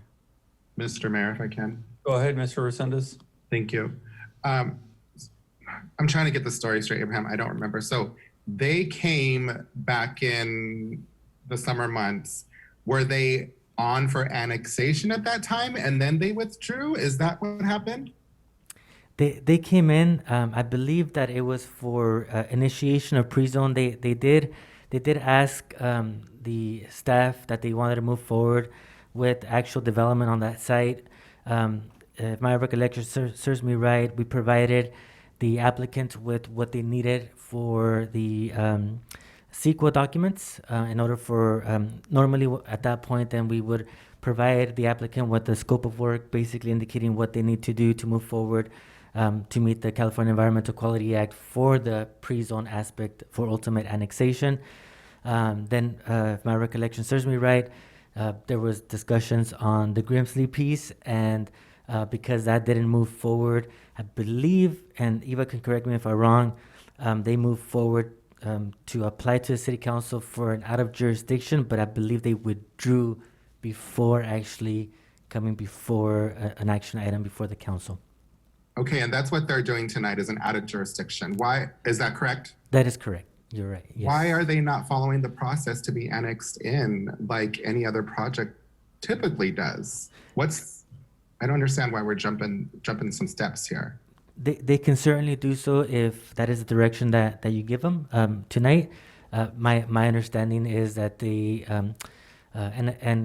forgive me, I was kind of in and out these last few weeks due to the services of my father, but my understanding is that he wanted to bring back the applicant, Mr. Entrevilla, wanted to bring back that item that he had withdrawn last year to move forward for an out of jurisdiction. But I think that when he speaks today, I don't think that he would be opposed to going through the process of annexation if that is what you would prefer to consider. Okay, thank you, sir. You're welcome. Thank you. Do you want to have him speak now? Could be one of the speakers. Is that correct? Eva, do you have anything to add? Was that to me? Yes. Yes, you have your hand raised. Yes, I did raise my hand. I just wanted to add because I heard two of the council members mention triplexes, and I just wanted to clarify that our general plan has this property as low density residential, which is 1 to 8 units per acre. I'm guessing in the county it's their residential multiple, which allows 8 to 20 if sewer services are allowed. So triplexes may not be feasible, or at least as many as are talking about under our current general plan designation. That was all. Thank you. Thanks, Eva. I'm glad you brought that up because if that's the case, and we were more than happy to work with Mr. Entrevilla for that, and that is a housing need that we need. And so I think what Eva was getting to is that it may be that we would also process the initiation of pre-zone with an initiation of a general plan amendment to allow for that higher density to come in. We would look at that. Once we get a proposal from Mr. Entrevilla, we would have to look at that. So thanks for bringing that up, Eva. Thank you. Do we have any speaker cards? Ted Entrevilla? Ted, please go ahead. Hello. Hi, Go we ahead, can hear you. Mr. Please Entrevilla, go ahead.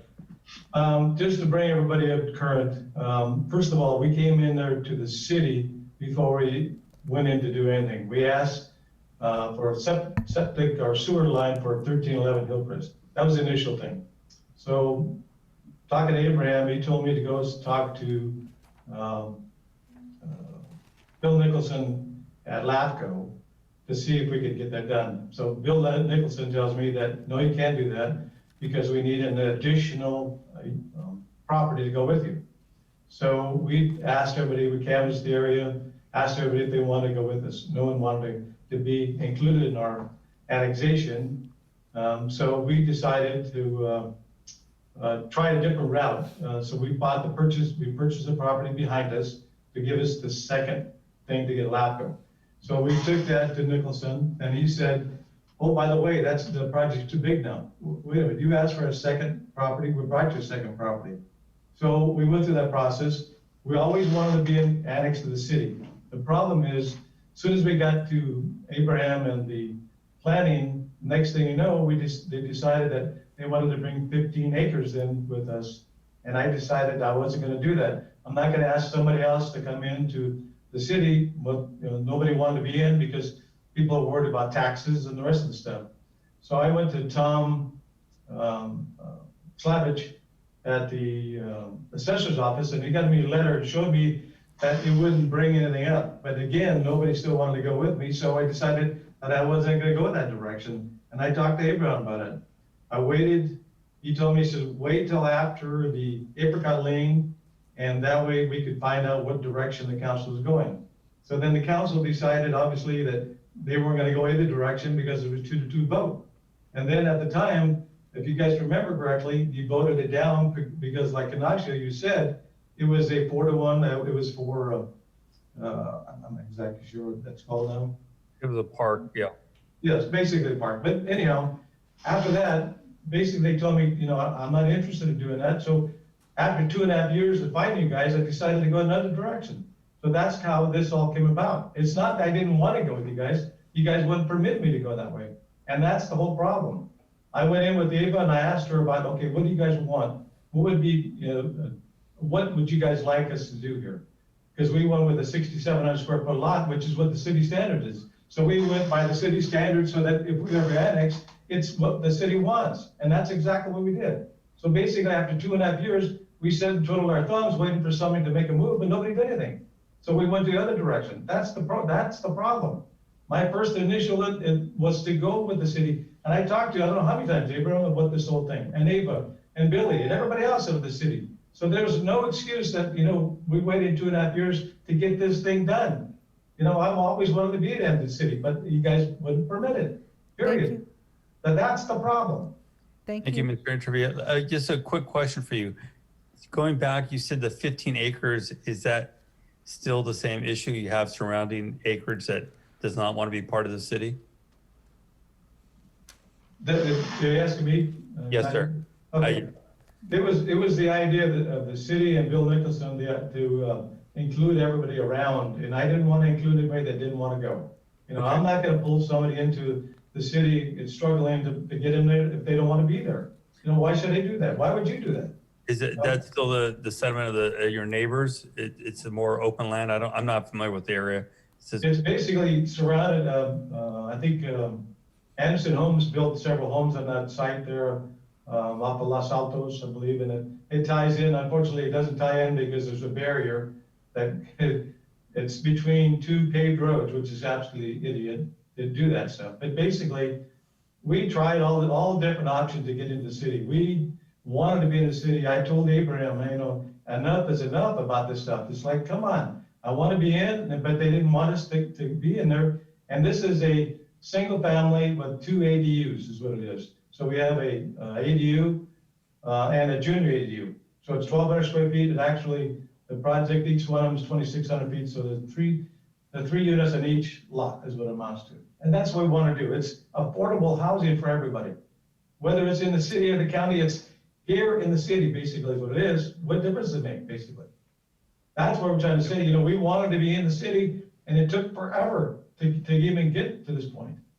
So, I can't say enough about, the frustration of trying to get to the city that I wanted to be in, and they wouldn't permit it. So what would you do? You go a different direction, and that's what I did.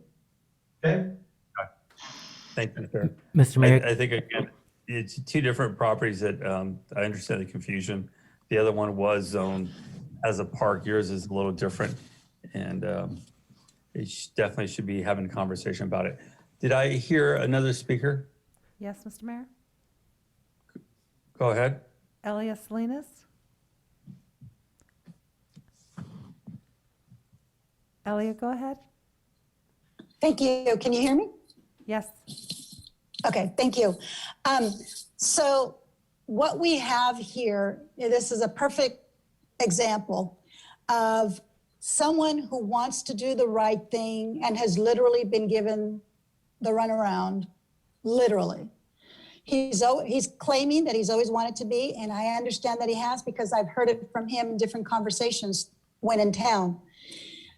What's going on here is, let me remind you what has happened, is that we had a diverse city council on a 2-2 vote.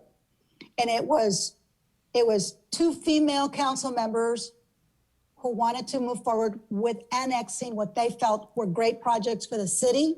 And then we had 2 male council members including the mayor and 1 council member, and they were not wanting to annex. Even though it is a great project, it was diverse council. They were not going to, a divisive council, not diverse. Diverse, well, us well too. Anyway, they just weren't agreeing. The women wanted to move forward with some great projects, and the men did not want to go forward with it. It was always going to be the opposite no matter what. This is a really great project, whether it comes to the city or it stays to the county. And I kind of resent the fact that the mayor is trying to say that the county would be substandard, because they are also standard. They're just as qualified, and we have plenty of houses out there and low-income places that are going to be built that were approved by the county. And for the mayor to say that you have different standards is adding the separation between the negative separation between the city of Hollister and the county. I have not heard the county say anything negative about what the city's going forward. And then we have a mayor sitting there saying, well, the county's going to be, substandard and we're better than they are. It's basically the same community. And I know that Abraham's standing there. He deals with both the county all the time. And we all are focusing as staff, both in the county and in the city, are all focusing for what's in the best interest by policy and law for both municipalities. So thank you for letting me speak. Thank you. Did we have another speaker? Yes, Mr. Mayor, Carol Lenore. Oh, you bet you have another speaker, because I was sitting there, and I guess you guys forget what you did, but this is a direct result of all the time, no new homes, no new homes, no new homes. Honor and I kept trying to tell you, we're trying to do some planning here. So the developers got the message. You weren't going to approve any annexations, no matter what, because no new homes. Because in your mind, annexation equates to automatically building a house the next day. It doesn't. This is a result of your stance, your past stance on annexations, and I was there, so I know what happened. You didn't want them. We couldn't get them passed. So you're either going to get sued now because you don't want to annex, or you're going to get these out-of-boundary service requests because you don't want to annex. It's all on record. So I just want to say, if you want to have a more uniform city limit line, you'll quit approving out-of-boundary services and start processing annexation requests. And I don't mean just new development. I mean bringing those islands in along with the new development. That's how you do it. I worked with Mary Paxton when we did the last round about 15 years ago. It's a very comprehensive process, but it can be done, and it should be done. So again, this is a result of your past stance. Either you don't listen when it was happening or you forgot. Okay. I think also that the Hollister wastewater agreement that we have with Sunny Slope County Water District and the San Bernardino County Water District, I think it expired. It was a 20-year agreement, so maybe I'd like to have that looked at too. Brett's correct. You don't want them to go in the county, the CFD, they're gonna get the money, and we're the ones doing the fire protection and the police protection for the most part. Again, Elia, I would just reply also, there are different standards, Ms. Salinas, as far as engineering. So when you're looking at roads and sidewalks, they're different. And that's what they mean by there's different standards. Not that they're substandards, they're just different. The county, you can see county roadways don't always have curb, gutter, sidewalk. So there are situations like that where engineering standards are different between a city and a county. So again, I think Ted has every right to say everything he said. He tried to do it right. He tried to do the right thing. So I'm hoping you'll allow him to process a pre-zoning annexation request like you should have a year and a half ago. And this is why you don't do planning the way you guys do with your no new homes. And I have to tell you, you're making me a lot of anxiety over the GPAC because of your stand on development. Thank you so much. Do we have any other speakers? Mr. Mayor, Ms. Kelly would like to share her screen. Go ahead. Is this for me? I'm sorry, I just got the speakers. We had no other speakers. Okay, so we'll close public comment. Okay, go ahead. Okay, I was just going to share my screen. I pulled up the area for you guys in Google. Can you all see this? Yes. Yes.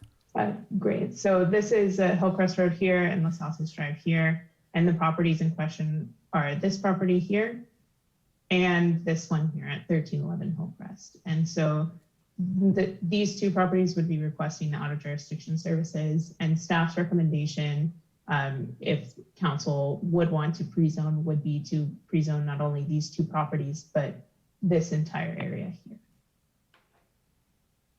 Cobblestone Court is in the city limits. The city limits are here on the back of El Camino de Vida, and then the city limits run here along the back of Trinity Drive. This is the Hillcrest Meadow subdivision that's almost complete in construction. So staff would recommend that this would become the new city line if we did want to do a pre-zone, if that was the council's desire. Thank you for that information. Do want to make a couple of things clear. The person said the county's substandard. That's not what was said whatsoever. It's just different rules between the city and the county. Not that the county approves substandard developments. That's just, I don't know why the comment was even made.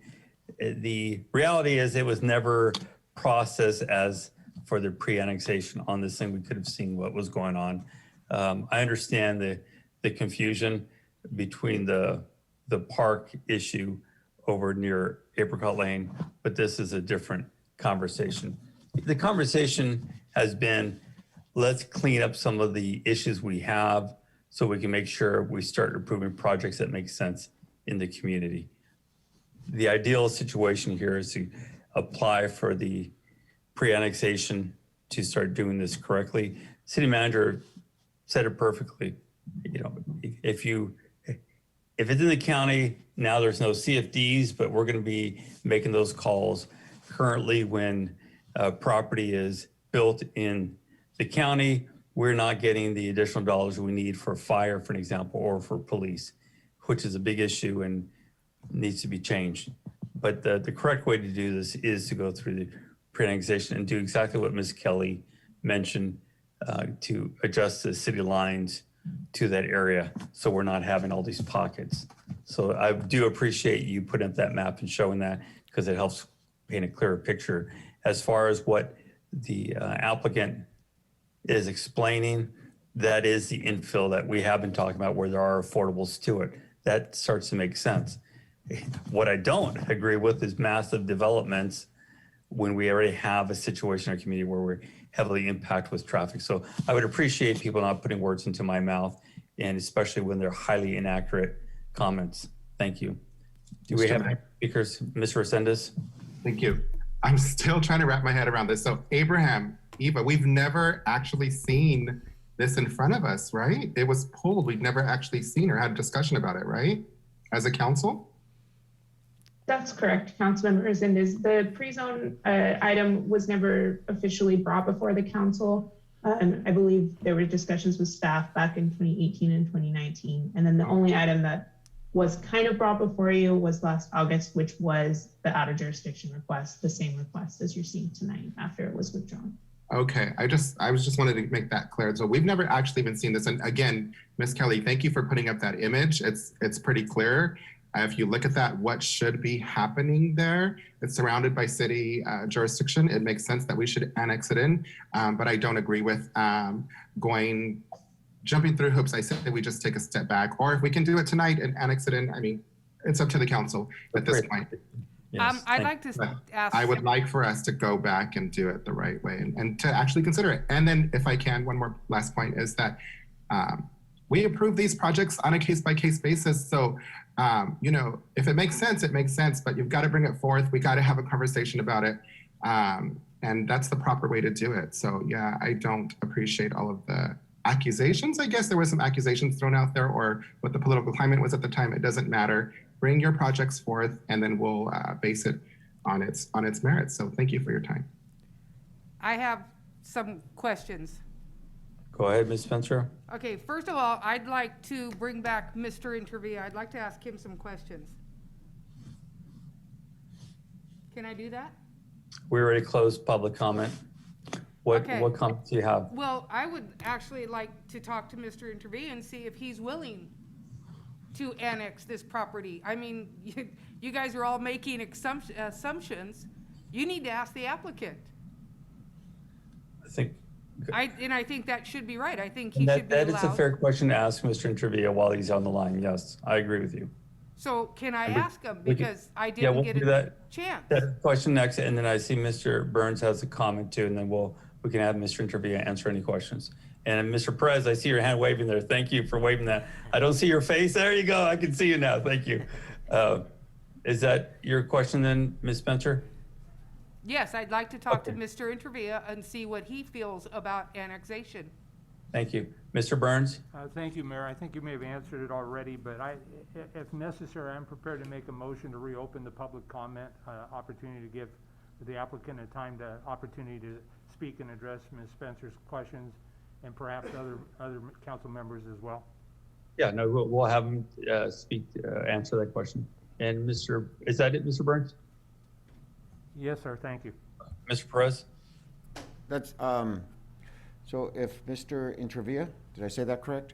If he's willing to be annexed, can we just amend this to move him to annexation? That's a good question, Mr. Perez.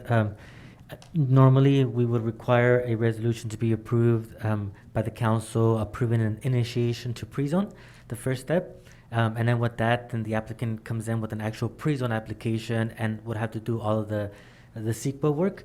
And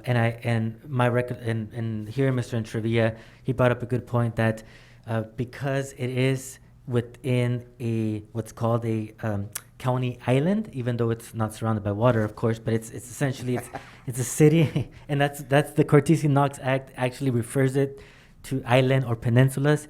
It's a city, basically, as ending at the Hillcrest Meadows development that Eva referred, and then it's all that area where Mr. Intervia's property begins, and then it's right next to the Hillcrest Market, the little market that's there, and it goes all the way to Cobblestone, and then all the way, the city kind of comes back at Sunny Slope Villages, where the Beverly Drive starts. But I'm glad that Mr. Intervia spoke right now.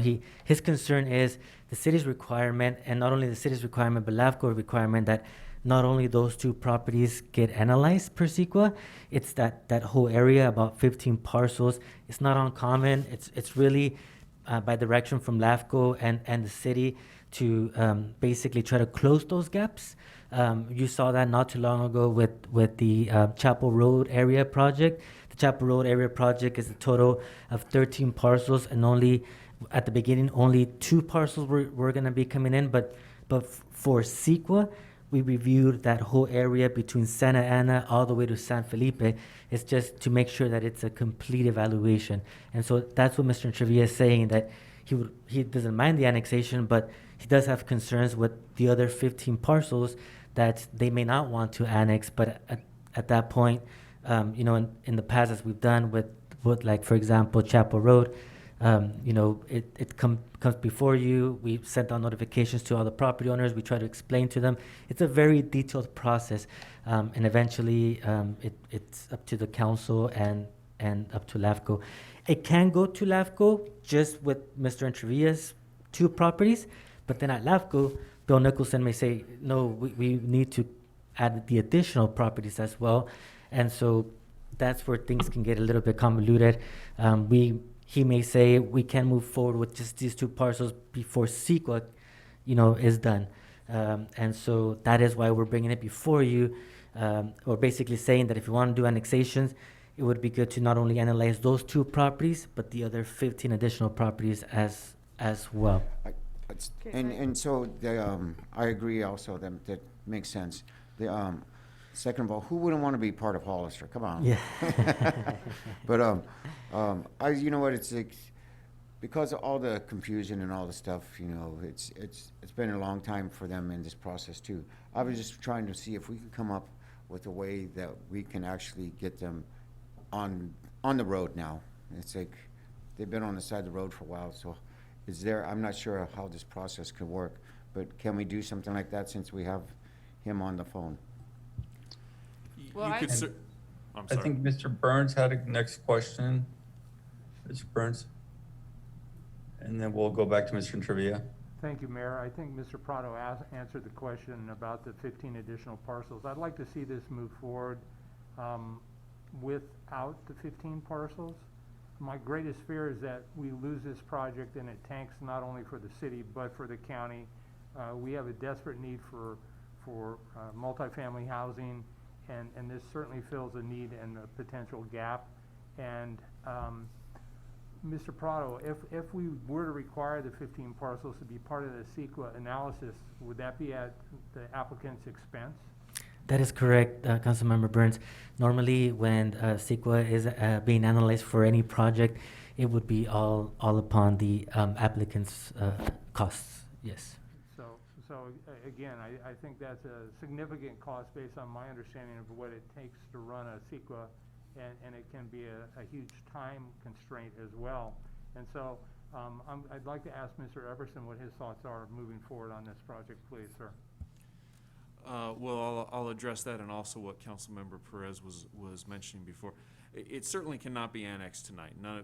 As Mr. Prado explained, there are multiple steps that need to be taken before that can even come before the council. However, you're certainly welcome to speak with Mr.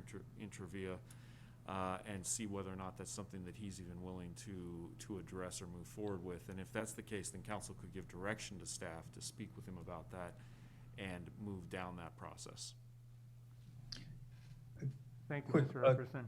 So I guess my final thought or question would be, or maybe it's more of a comment, if we approve the access to the sewer, then he's set to move forward with the county, but there are huge consequences to the city, and I understand that, and I understand there are different development standards, and so it sounds like he's got the bird in the hand with the county wanting to move forward, and because of some of the complications that he encountered with the city, it doesn't sound to me like there's any guarantee with the city. And if I understand things correctly, if we approve the connectivity to the sewer, then he moves forward to LAFCO, and sounds like.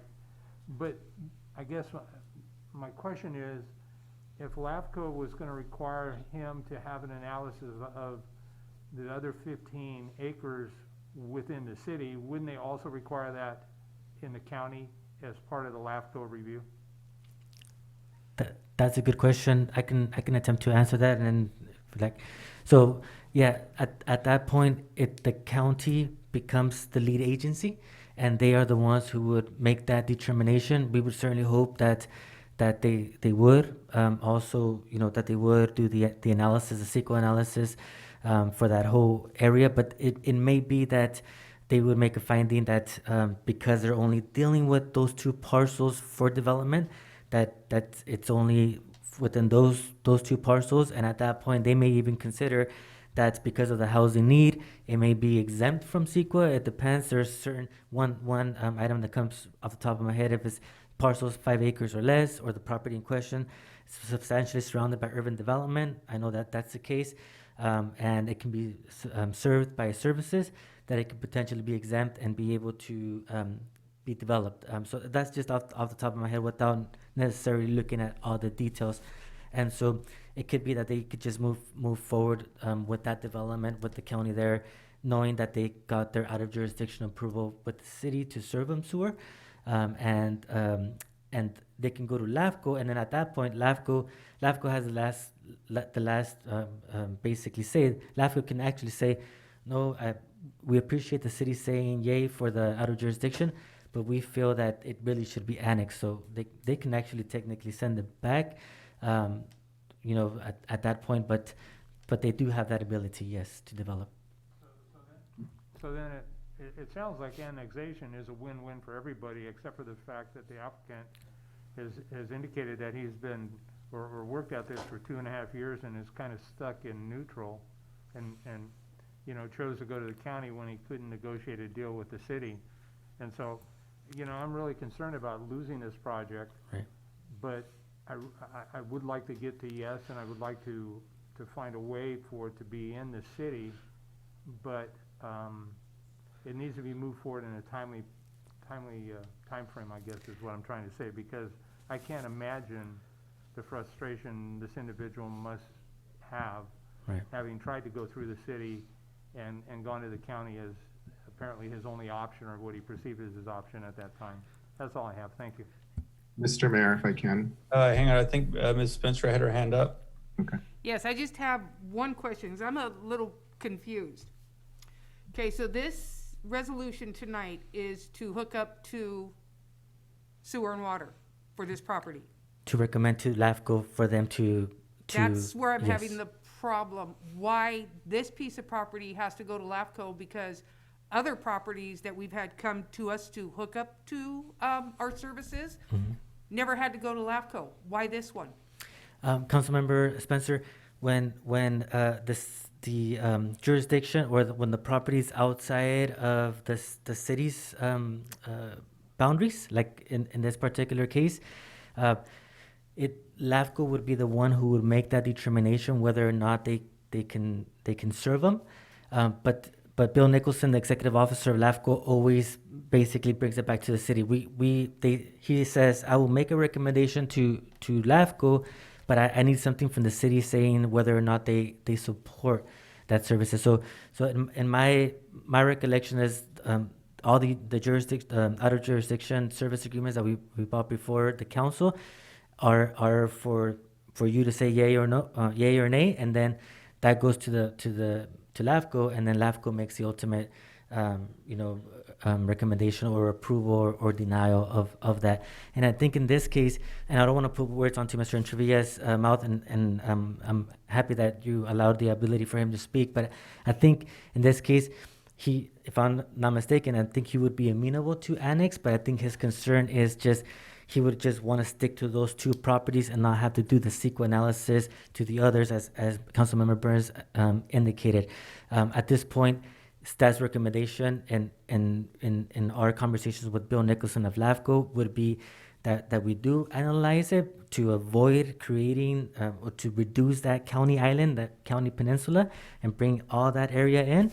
But I think that you can certainly make the motion or make the recommendation depending on, if Mr. Entrevilla, I'm thinking that that's what he's going to request, because he alluded to that as being part of his frustration. And so that's my understanding of what he's going to want to request. Okay, well, let's hear from Mr. Entrevilla. Hang on, we have a comment a question from Mr. Resendez. Mostly just a comment. We've never seen this issue. Again, we've never seen it. So we can't say that we caused frustration. It's never came before the city council. And second of all, I'm with Ms. Spencer. I think we just need to hear from the applicant. We're going round in circles and we don't even know if he really wants to annex in or not. So let's start with that. Thank you, sir. Let me go back. Abraham, I have a quick question for you. The 15 acres, and we'll ask the applicant now, but is he the owner of that, or those were separate parcels, different owners? Separate parcels, different owners, Mr. Mayor. Yeah, and I would agree that it would not be fair to force him to try to require those property owners to sign in with the city, because it can be a very difficult process. So that wouldn't be fair. I would say this, as far as LAFCO and Mr. Nicholson had brought this up at a few different meetings, that Santa Clara County, for an example, they will not allow for hookups unless they're annexed into the cities that that are in that jurisdiction. So it's one of the points that they make is this just avoid all the island issues that are happening that we've experienced in the past. So I'm hoping we can work with Mr. Trevilla here to hear what he say, but I would think that would not be fair to hold them up because of the additional 15 acres. I think that would be a difficult thing to try to get some of those homeowners or property owners to sign in at this point. So we can hear from Mr. Trevilla now.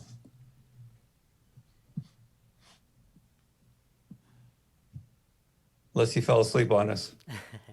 It's us. Hold on one second. Go ahead, Ted. Mr. Intervia? I'm back again, I hope. Yes, you are, sir. Yes. Oh, okay, here we go. Basically, first of all, I want to let you guys know, this whole thing was supposed to be in the city. That was the whole idea, to get these 2 units in the city. That was my goal. That was what I was trying to do. I went by the city standards. I still go by the city standards because I talked to Ava about the size of lots. You know, I wanted to make sure it was compatible with the city was going to do for multifamily type of units. And I talked to Abraham at length at this project. And so he's the one that advised me I could split the lot that I had. If I had, originally it was 7,000 square feet. Then you guys reduced it to 60, 65, 70, I believe is what it was. So I went through the whole process. You know, this has been a long process that has been very frustrating. Yes, I haven't been into the city council because I wasn't permitted to come to you guys. All the time I'm sitting out there, okay, well, you can't do this. So then I go to the LAFCO, and he tells me I got to bring in 15 acres. Basically, it's $52,000 to do a study, and then we don't know if the study is correct, you know. And again, it's a long process to go through, and like Abraham told me that. And I've been trying to work with Abraham forever on this thing, and you know, it's not that I haven't tried. It's just we haven't been able to do it. And yes, I'm going to build them to city standards because one day this is going to be part of the city. But right now, it's almost impossible to get in there because I don't want to bring in somebody that doesn't want to come. You know, how fair is that for me to say, okay, I want to bring my project in, and some lady down the road believes that, you know, by annexing to the city, it's going to cost her more money. So she's on a fixed income. What am I supposed to say to her? It's not fair. Just to stop for a second here. Okay, sure. I think the conversation we're having is, I think, I would say it's fair to say that the majority feels that it would not be fair to try to get the other properties in. The question is, would you be willing to apply for their pre-annexation in the city on the parcels you're talking about? Just the 2 parcels, correct? Yes. And we can talk to the LAFCO about the other issues later, but we understand it would be near impossible to try to get the additional properties to try to annex in at this point. We understand that. And Ignacio, that's been the problem along, has been with Bill Nicholson. I get that, but are you willing to talk about your 2 properties here? I'm willing to talk about it, but hopefully we can get this done before, you know, before my grandchild, they're older than me, you know. That's what I'm saying. I'm sure we could, but we just needed to hear from you that you're willing to do that, and then we can take the next step. And I've always been to the city standards. I never have, you know, wavered from that. It's been frustrating. That's all. Perfect. Thank you, sir. So, Mr. Prado, going back to that, he seems to be willing to do that. Yeah, how does that process start? So it's a fair process, because again, it'd be great to get those 15 acres in, but obviously he doesn't own that property. It would be difficult for him, probably unfair to try to manage that at this time. I'm sure if he gets annexed in, the owners of the other properties will eventually want to annex into the city, as long as we're making that a condition to for any hookups. Yes. Would you like me to respond to that, Mr. Mayor? Yes, sir. Very, very well. If it is the desire of the council to direct staff to work with the Mr. Entrevilla for the actual pre-zoning for annexation, we can certainly do so. First step would be for him to submit an application for an initiation of pre-zone. We can forward that to him right away, and he would just fill that out. It's 2 sheets, essentially indicating the 2 parcels that he would like for the city council to consider for pre-zoning. We would bring that before you and have that be reviewed by you. And if you give the okay to that, the next step would be for Mr. Intrevia to submit an actual pre-zone application. And the pre-zone application would be a little bit more detailed. We would require what's called a plan for providing services. Essentially, and that's a standard requirement for all pre-zones. Engineer would be hired by the applicant to indicate where all the existing city services are located, sewer, storm drain, water, and how those are going to be extended to the property. And then our engineering division would review to make sure that it is proper to annex. It's right next to city services. So we don't anticipate an issue at this point. And then we would review also to see if any CEQA would need to be done, any review with the California Environmental Quality Act based on the annexation of the properties.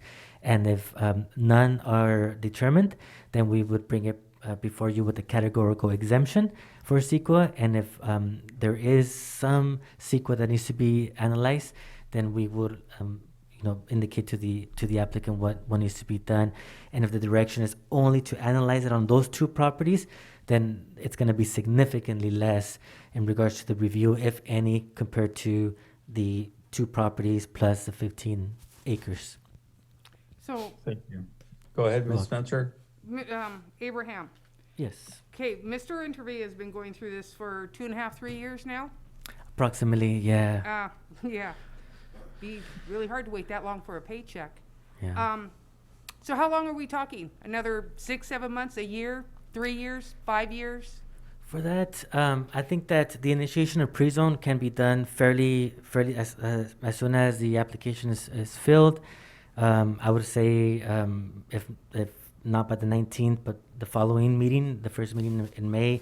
And then at that point, with the pre-zone application following, we would then review to see if any CEQA would be required. CEQA requirements, normally it consists of an initial study and a review of any potential significant impacts that the project may have, and that's a state requirement. And so if one is needed, the soonest, if we get all the material in, the soonest that we've turned around a CEQA document is approximately 16 weeks. If we can determine that it's categorically exempt, then essentially, it can move forward to the pre-zoning planning commission, city council stages within 6 to 8 weeks. And this resolution, 2021-56, this just goes to the wayside now? Yeah, so this if you decide not to do an out of jurisdiction, yeah, this would not apply. It would be the annexation that we would go with, which is the initiation of pre-zone first. Yeah. Okay, thank you. Any other questions from council? Quick question then. Go ahead, sir. In order to move on, then would you suggest that we withdraw the resolution? Maybe city attorney or Mr. Prado?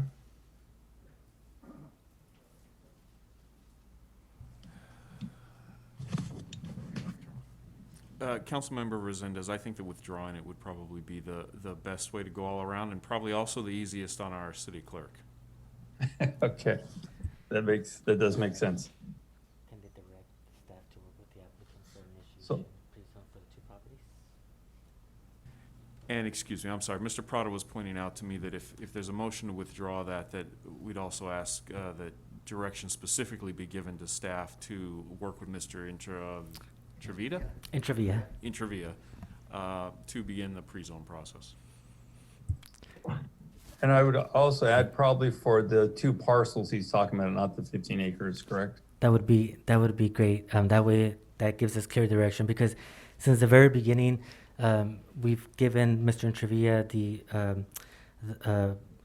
his requirements, and those are based on LAFCO's requirements to analyze that whole 15 area. So since the very beginning, we've been honest and upfront with Mr. Intrevia. He knew that that's what he needed to do, based on what LAFCO needed to see. It's just that his concerns, and they are very valid, and those are if for example you wanted to move forward with the whole 15 acres, a lot of it would be meetings with staff. I mean, we've done that in the past with El Cerro, the Chapel Road.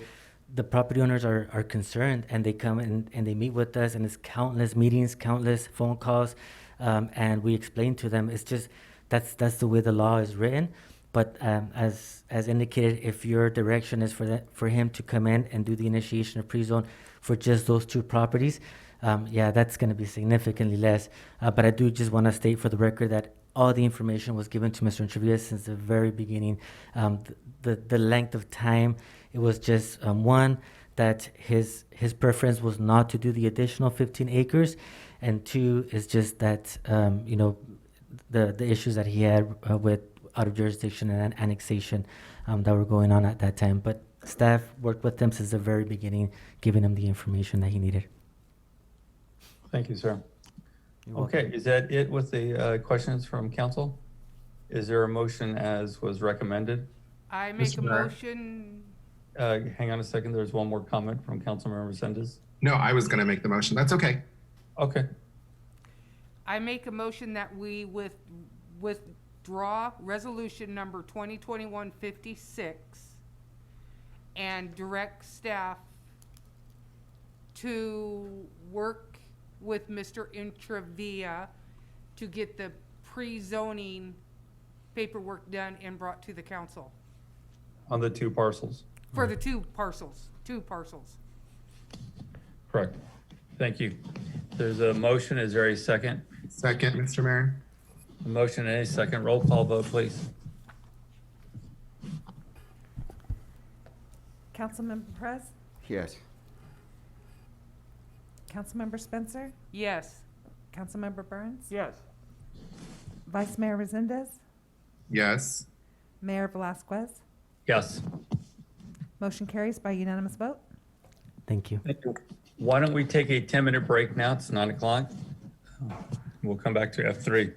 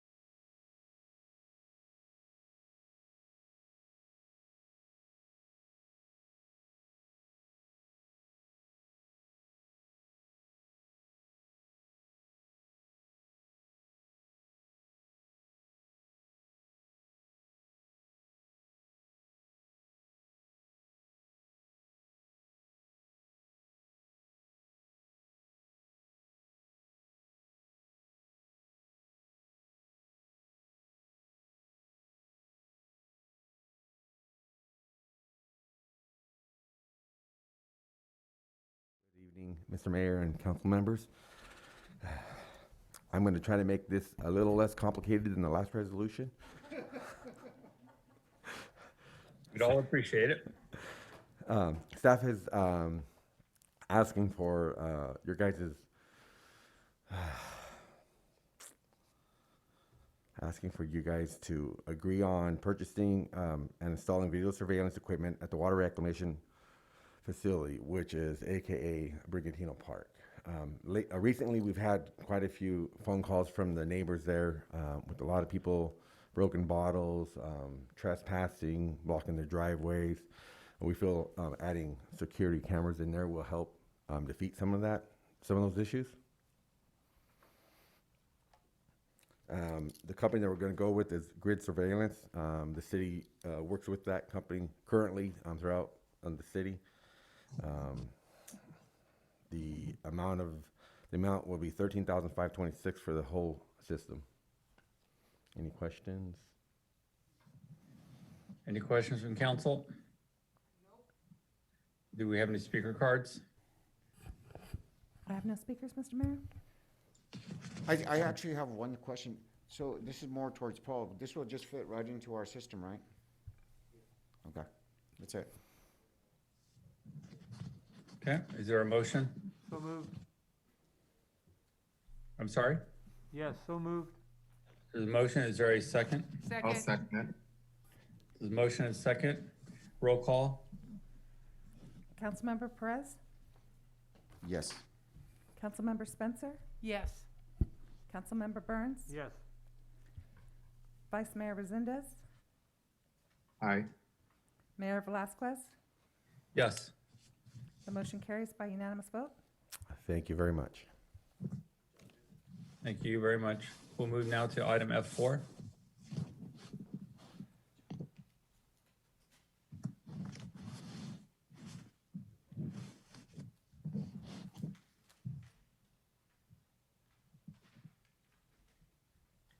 Who is presenting on this Sorry, item? Paul, are you getting Renee on? Okay, thank you. Good evening, Mr. Mayor, City Council. Renee Perales, CIP Manager for the Administrative Services Department. Tonight before you is Resolution 2021-58. On December 21st, 2020, City Council authorized staff to call for sealed bids for the Central Avenue Traffic Calming Project. On March 10th, 4 bids were received. The lowest bid was received from Precision Grade Incorporated of San Juan Bautista in the amount of $458,023. The other 3 bids ranged from $589,000 to $805,000. Staff is requesting that the City Council do the following. Approve Resolution 2021-58, accept the bids received, award and authorize the mayor to execute the contract with Precision Grade Incorporated, approve a supplemental appropriation and authorize the city manager to execute the contract or to execute contract change orders not exceeding $68,000 for the timely completion of the project. The total appropriation for this project shall not exceed $526,023 without further council approval. Does the council have any questions regarding this item? Any questions from council? I'm sorry, is there a hand raised? Mr. Burns, did I see your hand raised? There is, thank you, Mayor. In reviewing the staff report, I didn't see it, but is this a prevailing wage project? Yes, it is. Thank you. That's all my only question. Okay. Any other questions from council?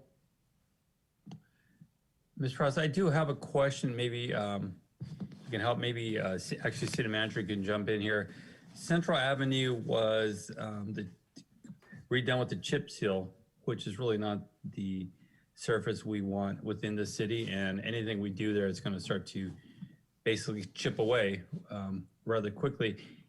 We had talked about maybe having that slurry layer laid over or a resurface on top of it, so it has more of a seal on it rather than the chip seal. Can that be done before this project starts? Can we have, or maybe even ask this company if they can do a change order to take care of that? It's definitely something that we can talk about. I'm not sure what the cost would be. I think it's going to be really important. Otherwise, what's going to happen is once they do the striping, we're gonna lose the striping pretty quickly on the chip seal. So we can get a smoother surface. I don't know if it was a slurry they were gonna lay over or some other type of surface they was recommended to fix some of the problems with those streets that were chip sealed instead of the slurry. Would it be possible to approve this contract and get more information to take care of that other part before they get started on this project? Yeah, Mayor, you could, somebody can make it part of their motion to include the slurry seal. Was it a slurry seal they had talked about, or a different type of treatment they'd use over it? Yeah. If we can find that out, that would be helpful. Mark from Kilway Horn is shaking his head. That's correct. He can come up real quick and confirm it for you. Want to make sure we have a good surface, smooth surface, and that way the paint will stay on. Mr. Mayor, Council, what I would recommend that you do is, if you wanted to approve this, then add that we would look into adding slurry seal to the project at the appropriate time. We wouldn't want to do it first because we'd want to do it prior to restriping, though, obviously, but then we need them to remove any of the existing striping ahead of time. So we could approve this, like, and as Renee mentioned, then we could look into getting a bid to add slurry seal to the project, which we could bring back. I think it'd be very helpful, and the project would last much longer on that, and finally give the residents a road they can, much smoother and less gravel breaking windshields. So thank you. Was that any other questions from council? I have a question. Go ahead, sir. Is there a picture in here to show us what this traffic calming is going to be like, or what is that? What does that look like? I'm trying to remember when the concepts for the traffic calming were brought to council several months back, I believe, for this project, to get approval to go forward after a few outreach. Plans are available in the engineering department, but we didn't bring a slideshow or anything like that. Yeah, and maybe just for the future, because if you guys can include that stuff in there, because some of us, our memories are not so good anymore. Well, I mean, it was, and I'm not sure if you were in that seat when the concept was brought. So. Okay. Awesome. Thank you. Thank you, sir. Any other questions or comments? I can provide some brief history, if I may. Go ahead, sir. Thank you. So over probably about the course of a year or so, we had a number of community meetings with the engineering department to see what we can do as far as like traffic calming out there on Central Avenue. And then that came back to the council a couple of times. And then finally it was approved by the old council as far as the budget goes. So we had already looked at the concepts. I think planning should have that. And then we approved the budget. So tonight we're just approving the contract with the contractors. Thank you. Do we have any speaker cards from the public? We have no speakers, Mr. Mayor. Is there a motion with the addition of the slurry? I'm prepared to make that motion, Mr. Mayor. Go ahead, sir. I thought I was. So I'm prepared to make a motion to approve resolution number 2021-58 with direction for staff to return with information about doing a slurry seal before starting this project. Does that sound correct to you, staff?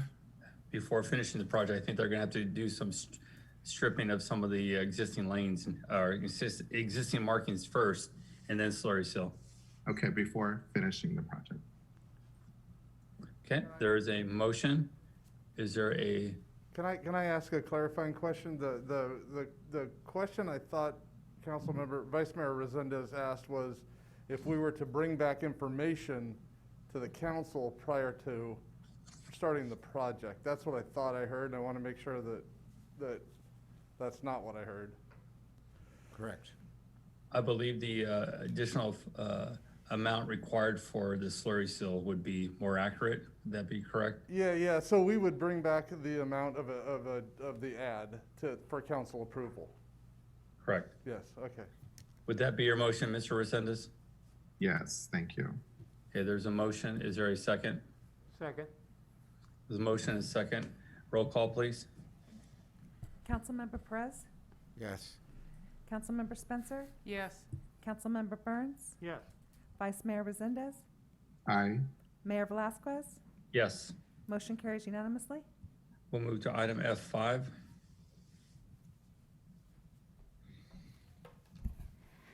Good evening, Mayor Velazquez and City Council. Tina Garza, Recreation Supervisor. Tonight before you is Resolution 2021-59, authorizing staff to apply for a competitive grant from Scott's and Major League Baseball field refurbishment grant. The field, which sits at the top of Vista Park Hill and overlooks our gorgeous city, is in need of current support. Currently, the field is in an unplayable condition due to a rocky, unleveled infield deprived of grass. And this renovation project will allow the community to play in a newly sodded field with a new pitcher's mound, infield dirt, bases and anchors, a home plate, and a dugout with the shade structures. If awarded, the collaboration will give residents an enjoyable playing field overlooking the city. And staff recommends that the City Council adopt this resolution directing staff to apply for the Scotts and MLB field refurbishment grant at the Vista Park Hill baseball softball field. Any questions? Thank you. Any questions from council? Councilmember Burns? Thank you. Ma'am, can you tell me what Plan B is in the event we do not receive the grant? Currently, we don't have a Plan B. Recreation, we found this grant due to our Junior Giants program, so we're able to apply for this grant.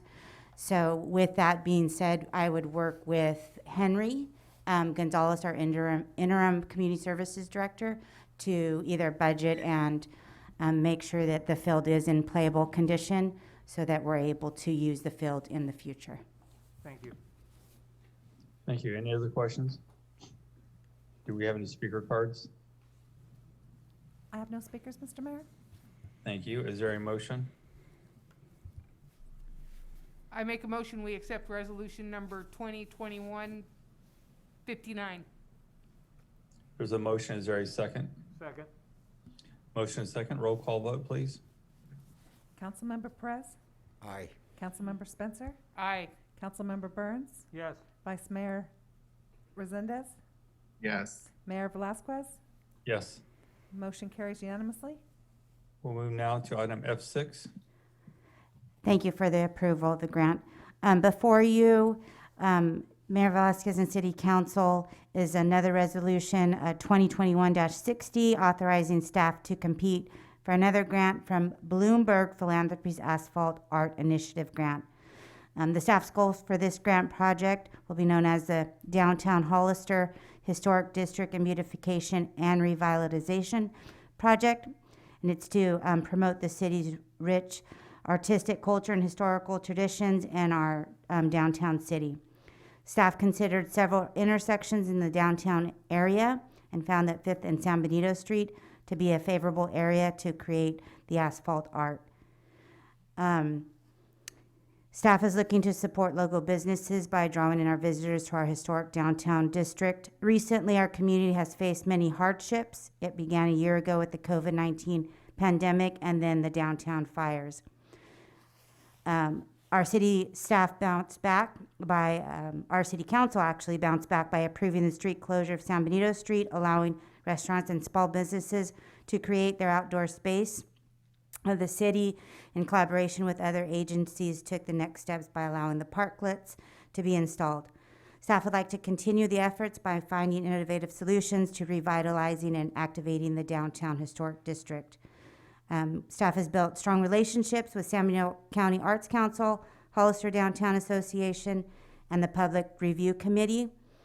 And staff would like to continue with these nonprofits for their artistic features of the project and the Public Art Review Committee for their recommendation and approval on the beautification and revitalization project. Staff recommends that City Council adopt Resolution 2021-60, directing staff to apply for the Bloomberg Philanthropies Asphalt Art Initiative Grant.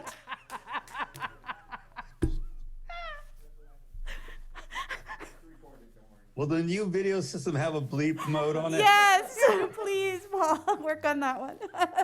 It will have, a replay function. We didn't hear it. Oh Don't worry gosh, about you it. guys, I think I'm just trying to get through the evening. I'm It's late. talking way too fast. We understand. Any question from council? No. Do we have any, Councilmember Burns, go ahead, sir. Thank you, Mayor. Hard act to follow. I presume if we're successful, we'll also engage our recently created Arts Commission to have some input in this. Yes, absolutely. I know that that item will be on the agenda for next council meeting, so we'll be able to start meeting and having our commission meetings. But as we move forward, this grant is due April 30th. So we're not sure that our commission would be involved maybe at that time, but we're hoping it could happen. Once commission is appointed, we hope to reach out to them immediately and see what we can do, or just kind of catch them up and let them know what's going on. Thank you. I appreciate the comments. I wish you success, and certainly I hope they'll be around when it comes time to actually do the work if we're lucky enough to receive the grant. Thank you. Thank you. Thank you. Do we have any speaker cards from the public? I have no speakers, Mr. Mayor. Is there a motion? I make a motion that we accept resolution number 2021-60 as stated. There's a motion. Is there a second? Second. Motion and a second. Roll call vote, please. Councilmember Perez? Yes. Councilmember Spencer? Yes. Councilmember Burns? Yes. Vice Mayor Resendez? Aye. Mayor Velazquez? Yes. Motion carries unanimously. Thank you. We will now move to item F7. Thank you, council, for your approval. No, I'm done. I don't know if I'm on here anymore. I wish I could put a mute on that.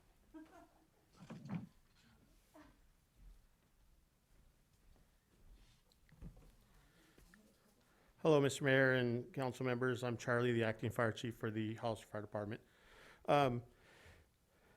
F7, it's a resolution of the City Council of the City of Hollister authorizing staff to execute certain documents on behalf of the city for the purpose of applying and filing with the Governor's Office of Emergency Services for the purpose of obtaining federal financial assistance and/or state financial assistance. This item would approve the filing of Cal OES Form 130 by the City of Hollister governing body to appoint an authorized agent as a designee in the order to be eligible to apply and receive funding from the State of California Governor's Office of Emergency Services.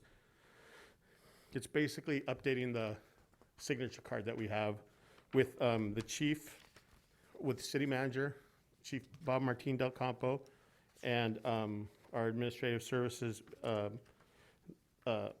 assistant, chief assistant Delia Ramon. And then we're also updating the signatures that are on for the council members.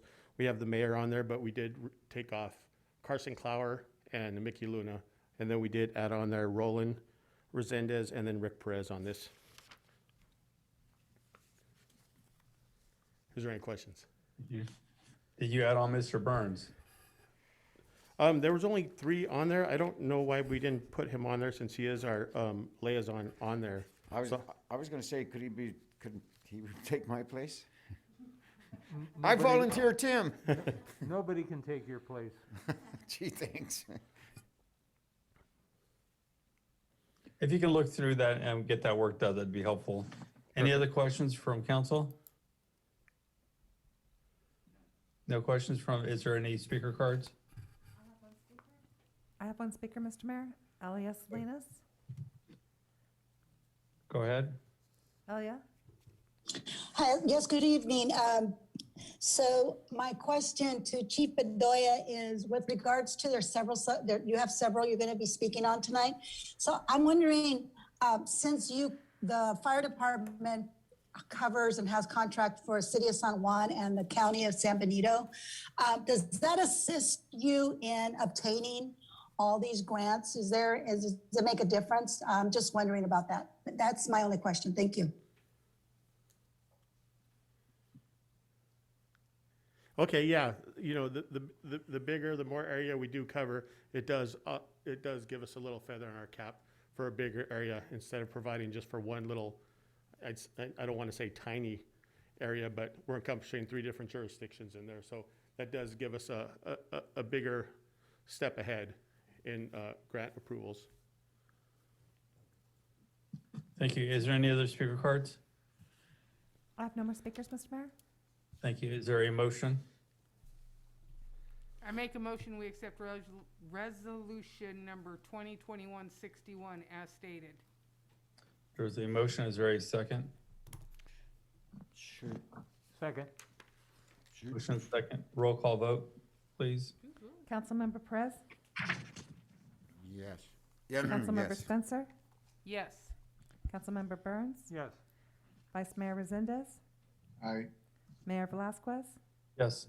Motion carries unanimously. We'll move now to item F8. F8, thank you. That's, Mr. Mayor and council members, once again, Charlie Bedole with the Hollister Fire Department. F8, this resolution approves a supplemental appropriation adjustment for the City of Hollister's Fire Department budget for fiscal year ending in June 30th, 2021 for employee personal protective equipment. This resolution will approve a supplemental appropriation adjustment for the City of Hollister's Fire Department's budget for fiscal year 2021 for the purchase of employee personal protective equipment. Current department vacancies of firefighters has been through attrition either by staff departures or other fire organizations and staff promotional career advancement within the department. We just hired 3 firefighters at this time, and basically what really hit us this year was due to and this applies to this one and the next one that's coming up, but I'll just explain to it really quick where we're at. Due to the COVID-19 budgetary constraints this past year, along with the major downtown fires that we've had, and just the overall call volume that increased due to everybody being home, it was just wear and tear on everything and all the equipment. So everyone's equipment is personally issued to them, and it's their responsibility for that. We do extend the life of it because we do have a thorough PPE inspection program with that, along with the radios, and we do hold them accountable for all that equipment. So it is the one-time expenditure of the $18,000 per person, and that's why we're asking for up to $60,000 on this. But due to the recent downtown fires, our budget took a hit along with the budgetary and COVID restraints and restrictions on the budget, but we took a hit of $70,000 on our budget. After the fires, we made sure it was safe for the public, so we had to gate up and secure the fire scenes with that. It kind of changed the way, and that had to come out of our budget, so it kind of changed the way we're trying to do operations with that, because we're going to make sure that we do put that on the business owners and the property owners a lot more, because we honestly can't take a hit like that. We just can't do that. And in addition to that, our staff is currently attempting to recover some costs on that also. So we're working with them to try to recover on the fencing costs, which was $70,000. So we're still currently working on recovering those costs also. Thank you. Any other questions from council? Councilmember Burns, go ahead, sir. Thank you, Mayor. Chief, in regards to the out-of-pocket costs on those fires, did you either cloud the titles to those properties or file liens on those properties to ensure that there's a way to recover those liens? I presume that by fencing the property, you summarily abated a public nuisance by putting the fencing around to reduce the likelihood of somebody getting in and looting and or getting hurt. Absolutely. So this is something that we've really never had to deal with before, but now since we're experiencing these big city problems now, so that's where we're having to realize, and we're trying to figure out, and that's why we're going to throw it on the cost for them. So what we are doing is trying to split the costs, and we did it as a courtesy to get it fenced off for them to initially get it. And the problem is they're coming back and saying, no, you guys paid for it, you guys brought it, which wasn't the case. So now we're backing up a little bit instead of jumping in and taking our time a little bit, so we can make sure that all our I's are dotted and our T's are crossed to make sure that the public is taken care of, but we're going to hold it to the property owners too, even though it wasn't their fault. And like I said, with the fires, we still are continuing on pursuing charges on the one that had the 2 downtown fires too. So we're doing everything in our way possible to recover costs and get everything taken care of with that. So with that, and our staff, our other battalion chiefs do know that, hey, we're going to put this on the property owners, so we're not taking that hit, because we can't take that hit anymore like that. It was too much. Sure, of course, and there's certainly legal ways to recover that money, I believe, and so I would encourage you to work with our city attorney. Absolutely. And bring forward any policies or code ordinance amendments or text amendments that would assist in doing that. It's a tragedy, but it shouldn't be at the taxpayer's expense. Absolutely. And I think we can work with code enforcement because they have a good way of pursuing like I said, a neighborhood nuisance or something to get that secure, and we'll put that on them. So we'll work closer with code enforcement also. Thank you, Chief. Yeah. Thank you. Also, they try to work with the insurance companies to get reimbursed that way also. Thank you. Any other questions from council? Do we have any speaker cards? Yes, Mr. Mayor. Elias Salinas? Thank you. Actually, Councilman Burns and City Manager Miller, the question I had is, for Chief Bedoya with regards to this, is that there must be policy, so you're working on establishing policy so that you can recoup from these and from them or force them, that some kind of a municipal ordinance, a municipal code that forces the property owner to secure the location because they get reimbursed from their insurance instead of the city having to fight and run around and do it and try to get that money reimbursed. Also, with regards to this, I guess it along the same lines is a lot of the calls that are made to the high school, for instance, that are false calls and you keep going down there. How many calls, if you have a number that you say, okay, after a certain amount per day, or is it per week, that you actually charge the high school for going down there on calls that happen to be just false alarms or kids just playing with the alarms? And then real quick with regards to the grant themselves, since we are a very large county, does that also, with regards to having the municipalities, does that also help with the grants themselves and also along with equipment? If you have to go to South County where there's no reception, do you guys have satellite radios to communicate? I'm just wondering if that's part of the equipment that you have. That's all that I have. Thank you, but that would be a different conversation. I think the fire chief answered the cost of the fence, how we're going to deal with it, and some policies for the future. Is there a motion, or is that the last? I have no more speakers, Mr. Mayor.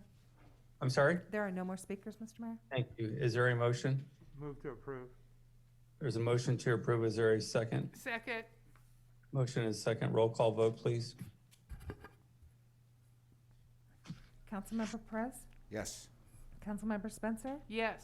Councilmember Burns? Yes. Vice Mayor Resendez? Yes. Mayor Velasquez? Yes. Motion carries unanimously. Thank you. Item F9. Thank you. F9, this resolution approved, Mr. Mayor and council members. I am Charlie Padilla with the Fire Department again also. Thank you again for having me up here. I appreciate it. This resolution approves a supplemental appropriation for adjustment request to the Hollister Fire Department's operations budget for fiscal year ending in June 30th, 2021 to purchase firefighting hose and nozzles. Hollister Fire Department is requesting a supplemental appropriation adjustments to its current budget, operations department budget to purchase critically needed hose and nozzles. As like I said, we got hit really, really hard this year due to the fires locally, where we got a lot of equipment put out of service through there and taking a hit. Like I said, that money that we had that we could have made work before we got hit with the fence bills. Like I said, we're trying to get it. Took a big chunk out of it. So this is going to get us up to the fire season till the next fiscal year. Then we'll be able to purchase the rest of our fire hose. And, in addition, I mean, we're trying to recover cost in firefighting foam that we used also in this also. So that's part of the recovery that we're also doing in addition to the fencing that we use. Mayor, if I can add also, Go ahead, we sir. always, during budget, we always ask the different departments, do not build in your budget any contingencies. This would be an item that would have been filled by contingency, so that we always ask departments, if you need to come, you come back to the department and ask for an additional budget. So I just wanted to add that. Thank you, Brett. This was an extremely tough year for the department with all the major fires. All right, is there any questions from council? Do we have any speaker cards? I have no speakers, Mr. Mayor. Thank you. Is there a motion? So moved. There's a motion. Is there a second? Second. Motion second. Roll call vote, please. Councilmember Perez, Yes. Councilmember Spencer, Yes. Councilmember Burns, Yes. Vice Mayor Resendez, Aye. Mayor Blasquez. Yes. Motion carries unanimously. We'll move now to item F10. F10, hi, it's me still up here, Charlie Bedolla, Mr. Mayor, and council members with the fire department. This is a good one. This is a resolution of the City Council of the City of Hollister authorizing the Hollister Fire Department to apply for fiscal year 2020 staffing for adequate fire and emergency response safer grant programs. This item will authorize the fire department to apply for fiscal year 2020 staffing for adequate fire and emergency response to safer grant. And we're looking towards adding a station to fill in the gap on the west end of the city.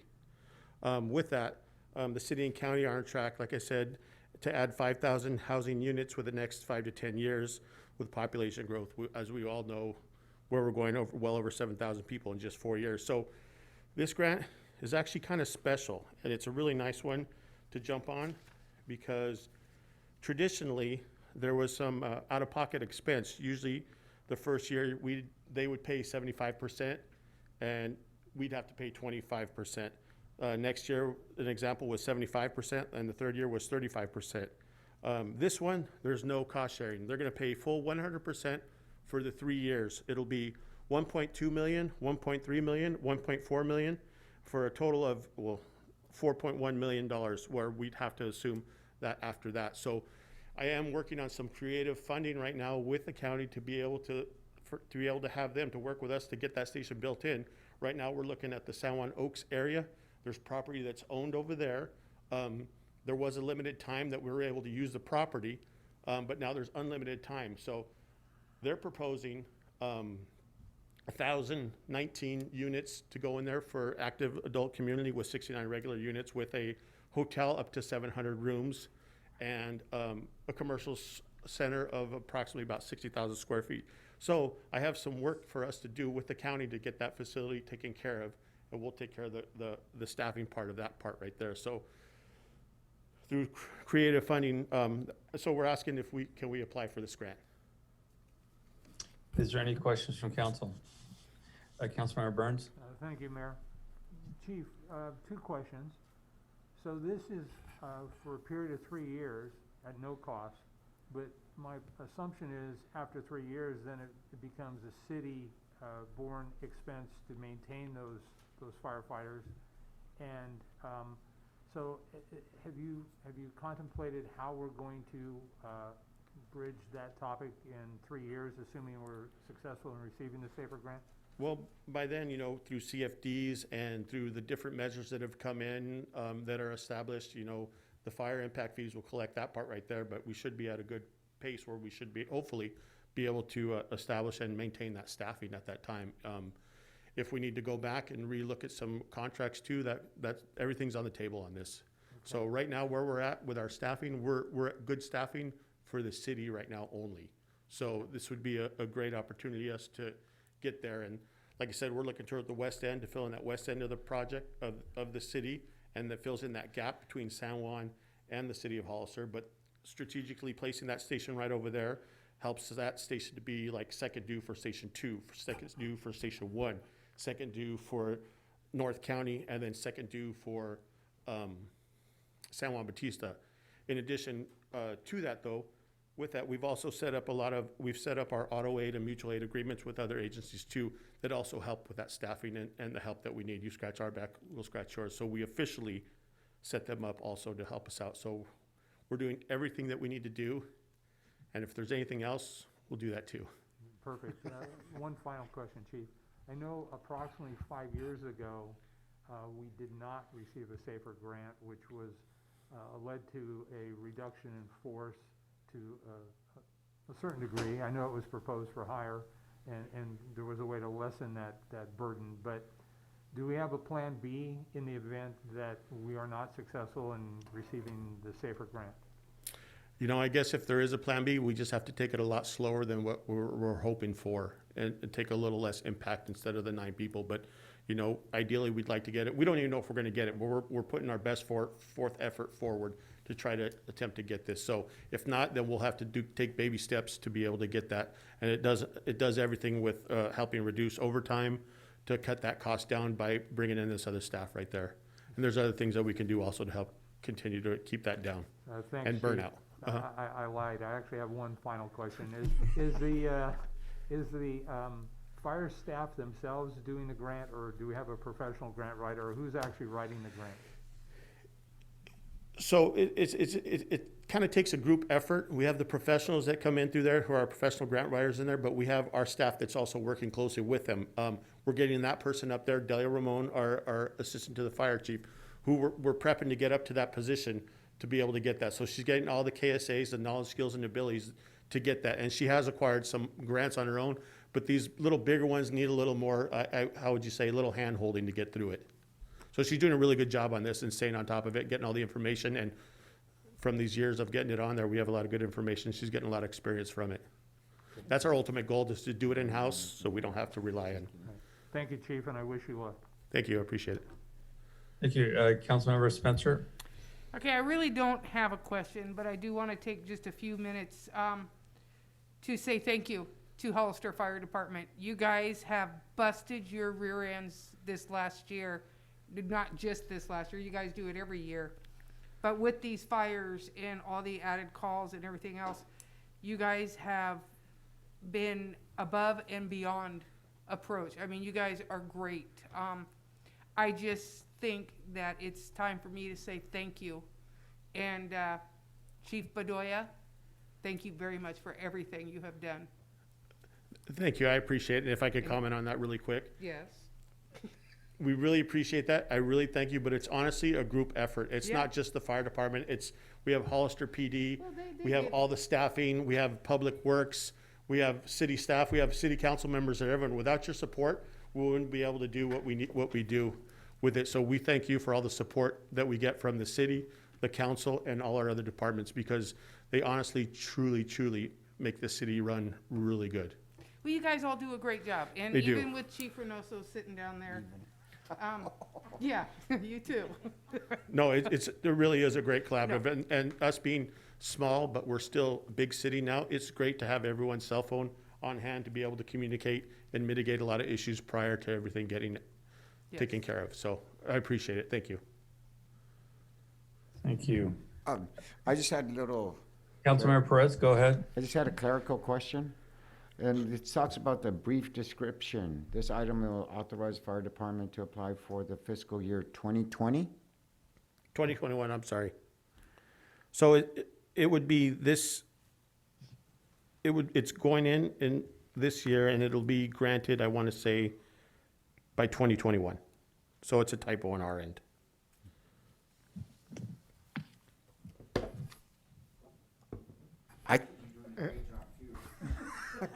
Well, now it's I blew that. Thanks. He just had to point that out, didn't he? I'm not perfect. Well, yeah, that way we can, because we should amend that when you. Okay, probably what it is that this is a federal grant. It could be, in looking at the grant opportunity number, it's DHS-20, which it was issued in 2020. Yeah, and that might be it. Okay, you have more questions, Mr. Perez? No, just how I didn't know if we needed to say it any different. That's it. Thank you. Any other questions from council? Chief, I have a quick question for you. First, I do want to go back and thank you for your quick response over at the mobile home park, getting those residents going again. That was, I know you made a lot of people very happy there. So thank you for doing that. No, thank you for your support on that, because it was your professional guidance that helped mitigate that. So I appreciate that, and I learned something from that also. So thank you. You got out there quick, so I really, again, thank you. The Safer Grant, and it's good to hear the 3-year point. Mr. Burns asked a good question about the grant afterwards, where it's, full load for us. What's the contract afterwards? How many years? After that, I mean, well, What's the requirement for us afterwards? Well, the idea is for them to give us money at a percentage to help break us into it. Well, for this grant, they're giving us full money for the 3 years and for us to be able to retain them, to prepare to retain them forever. That's the goal. Yeah. With that, I'm good with that part. I have a concern, and the concern is because right now the county is not paying us for the additional units coming online within the county. It's been a concern of mine for quite a while, and that's really where most of the growth is happening. So we're not getting those CFDs from the county for those additional units being built. Can you get back and have that conversation with them? Because this is going to come to us and create a massive problem for us pretty quick if they don't start paying for those additional units. And I think it's time to really go back and look at that contract, because at this point, financially, it's definitely hurting us. And with more units coming online and those units not paying the CFD to us, we're going to be in trouble. So if you can look at that conversation with the county, maybe the city manager and the CEO at the county to get that worked out, because it's really important to do that now before we get to the point of stretching ourselves so thin that we can't afford to keep people. Yeah, absolutely. And like I said, I have a great relationship with the Board of Supervisors, so they're usually willing to do what it needs to do to take care of fire protection in this county. Good. Yeah, and well, I'll leave it at that. Any other questions from council? Do we have any speaker cards? Yes, Mr. Mayor. Go ahead. Elias Salinas. Thank you for letting me speak. Mr. Mayor, I'm going to remind you that you changed the subject, so I am allowed to speak on the fact that you changed the subject. And I will remind you, sir, Do you have a question, that you were, ma'am? you changed the subject and I am allowed to speak. And I'm going to remind you that you were on the committee that did the contract, and you were very aware of all the housing developments that were there. Please do not turn around. Hang on a second. Do you have a question? Sir, you cannot, I am allowed to speak because you changed the subject. Ma'am, do you have a You're question? taking my time. You are taking my time, Mayor. You're taking my time and I'm allowed to speak. You were part of the committee and now you're turning around and you're saying that the county is getting away with something when you were on the committee and you signed that contract. You were well aware of the housing development that was happening. You cannot come forward and now direct the interim chief to go start doing some negotiations when you just signed that contract. And there's years from that contract. It's not year to year. So let me remind you, I am letting the entire council know based on the statement that you made, that you were on that committee, and now you're trying to direct the chief to go down there and start renegotiations, and that is completely wrong.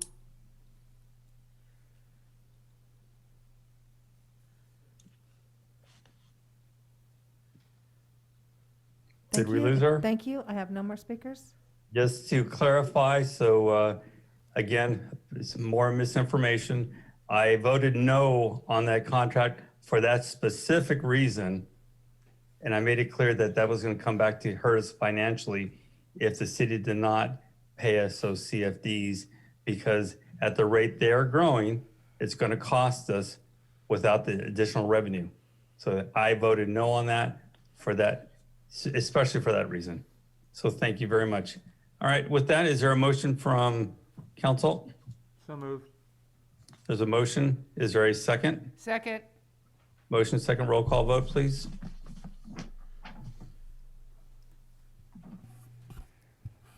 Councilmember Perez? Yes. Councilmember Spencer? Yes. Councilmember Burns? Yes. Vice Mayor Resendez? Yes. Mayor Velazquez? Yes. Motion carries by unanimous vote. Thank you. We are at 10 o'clock. Is there a consensus from the council to continue the meeting? Yes. Yes? Yes. Thank you very much. Yes. Thank you, Thank Mr. you, guys. Ravel. I hear there's a consensus. Yes, you did, Mayor. We'll move to items G1, reports from city council members regarding their committees. Councilmember Burns? Thank you, Mayor. I had the opportunity to meet and attend the Water Resource Association of San Benito County committee meeting. And I just want to remind everybody that the month of May is Water Awareness Month. And that completes my report, Mayor. Thank you, sir. Councilmember Spencer? Nothing to report. Councilmember Perez? Nothing to report. Vice Mayor Resendez? Nothing to report. I also have nothing to report. We will now move to item G2, informational reports from City Council. Councilmember Burns? Thank you, Mayor. At this point, I'm going to request that we have on our next agenda a robust conversation about the possibility of moving forward with the Hollister Motorcycle Rally. I think we need to have that conversation soon, if in fact there's a possibility that it's going to occur.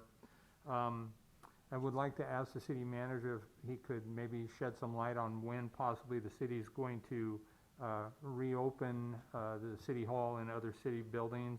I know we're gradually rolling into lower tiers, and so I think our community needs to have an understanding of when that possibly will happen, as well as the city employees. And then I have a question for the city manager, and he can, hopefully he can answer it now. If not, later is fine as well.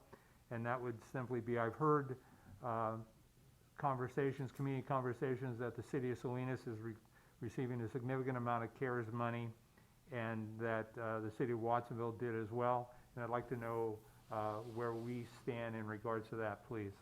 Okay. I usually don't like to correct council. It's not CARES Act. It's now the American Protection Relief Funds. Sorry, I'm trying to remember the acronym. So yes, the city will receive $7.6 million that can be used to reimburse revenues that we lost compared to years prior to COVID. We can use it for water and wastewater infrastructure or broadband and COVID-related items. We will get it in two different tranches. One will be hopefully within the next 60 days, which will be about, we'll get half of it, and then in 1 year after that. As well, for your question about opening up to public, it's our staff has we've been waiting for them to get vaccinated, and also going to the lower tiers.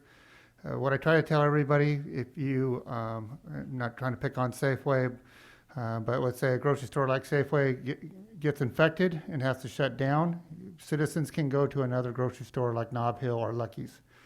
If a department gets shut down here, you don't have, the citizens can't go to Gilroy or to Watsonville and say, can I pay your water bill, or the police department to come respond, or the water department. So we have to time it just right, where we have some backup and, like I say, staff being vaccinated to mitigate some of the issues that may happen. Thank you, City Manager Miller. I welcome your corrections. Can you remind me one more time what the name of the actual program is that's going to return $7.6 million to us? Give me a second and I'll look it up. Thanks. I want to say it correctly. All right, thanks. I appreciate it. Email would be fine. Thank you, sir. Not a problem. Is that it, sir? Yes, Mayor, thank you. Thank you. Councilmember Spencer? Nothing to say. Councilmember Perez? I'd like to have an item agendized for the next meeting, and that would be appropriation of part of that 7.6 million, and I'm looking at 6.5 million to be appropriated to alleys. And if we can bring that to the council on the next meeting, that would be great. Okay. Because you did talk about infrastructure, correct? It could be water or wastewater or broadband infrastructure. It actually says that you cannot use it for other infrastructure. Okay. As you probably have heard in the news right now, the main reason is because they are working on an infrastructure program, hopefully. Awesome. So would some of that be like used for upgrading our technical for Paul? It's usually to bring in broadband for undeserving areas. There's still information coming out on a regular basis, so staff will be working on a plan on as part of the budget when it comes up and how to use some of those funds. Awesome. The other thing, okay, so then I'd still like to get the alleys and streets agendized for if we're not gonna do, put any money towards this alley and street fund, which we are only actually working on streets, not any alleys. I'd like to propose that we do 20% of that street and alley fund go towards alleys until all alleys are done. And I also, you guys you stole my thunder. I was going to thank the fire department and the police department, but actually it's really neat because you talked on one subject about that. The mayor talked about a different subject, and I was going to bring up another one, and that was the combined effort of our city first responders helping a young lady off the railroad tracks. I think that's really great. You guys all work together to save someone's life, and that shows a lot about our city, how everyone's working together. And I think that's it. Thank you, sir. Vice Mayor Resendez. Thank you, Mr. Mayor. Just a reminder to the public that COVID vaccine's available. It'll be available to everybody 16 and up, I think on the 15th of April. Get vaccinated, wear your mask, social distance. Some of our kids are gonna be going back to school soon. We just had another holiday that I'm anticipating we possibly will see a spike. So please remember, we're not out of this, but stay safe, stay vaccinated, stay masked, and keep your distance. That's all, thank you. Thank you, sir. I wanted to let everyone know the promoter for the motorcycle rally will be in town tomorrow, looking around at some of the changes and then making a decision on whether they will be moving forward or want to move forward with the rally. So that will be tomorrow. They will be in town. I wanted to also ask the city manager if we can, again, put on the agenda the entertainment zone for downtown, something we talked about before.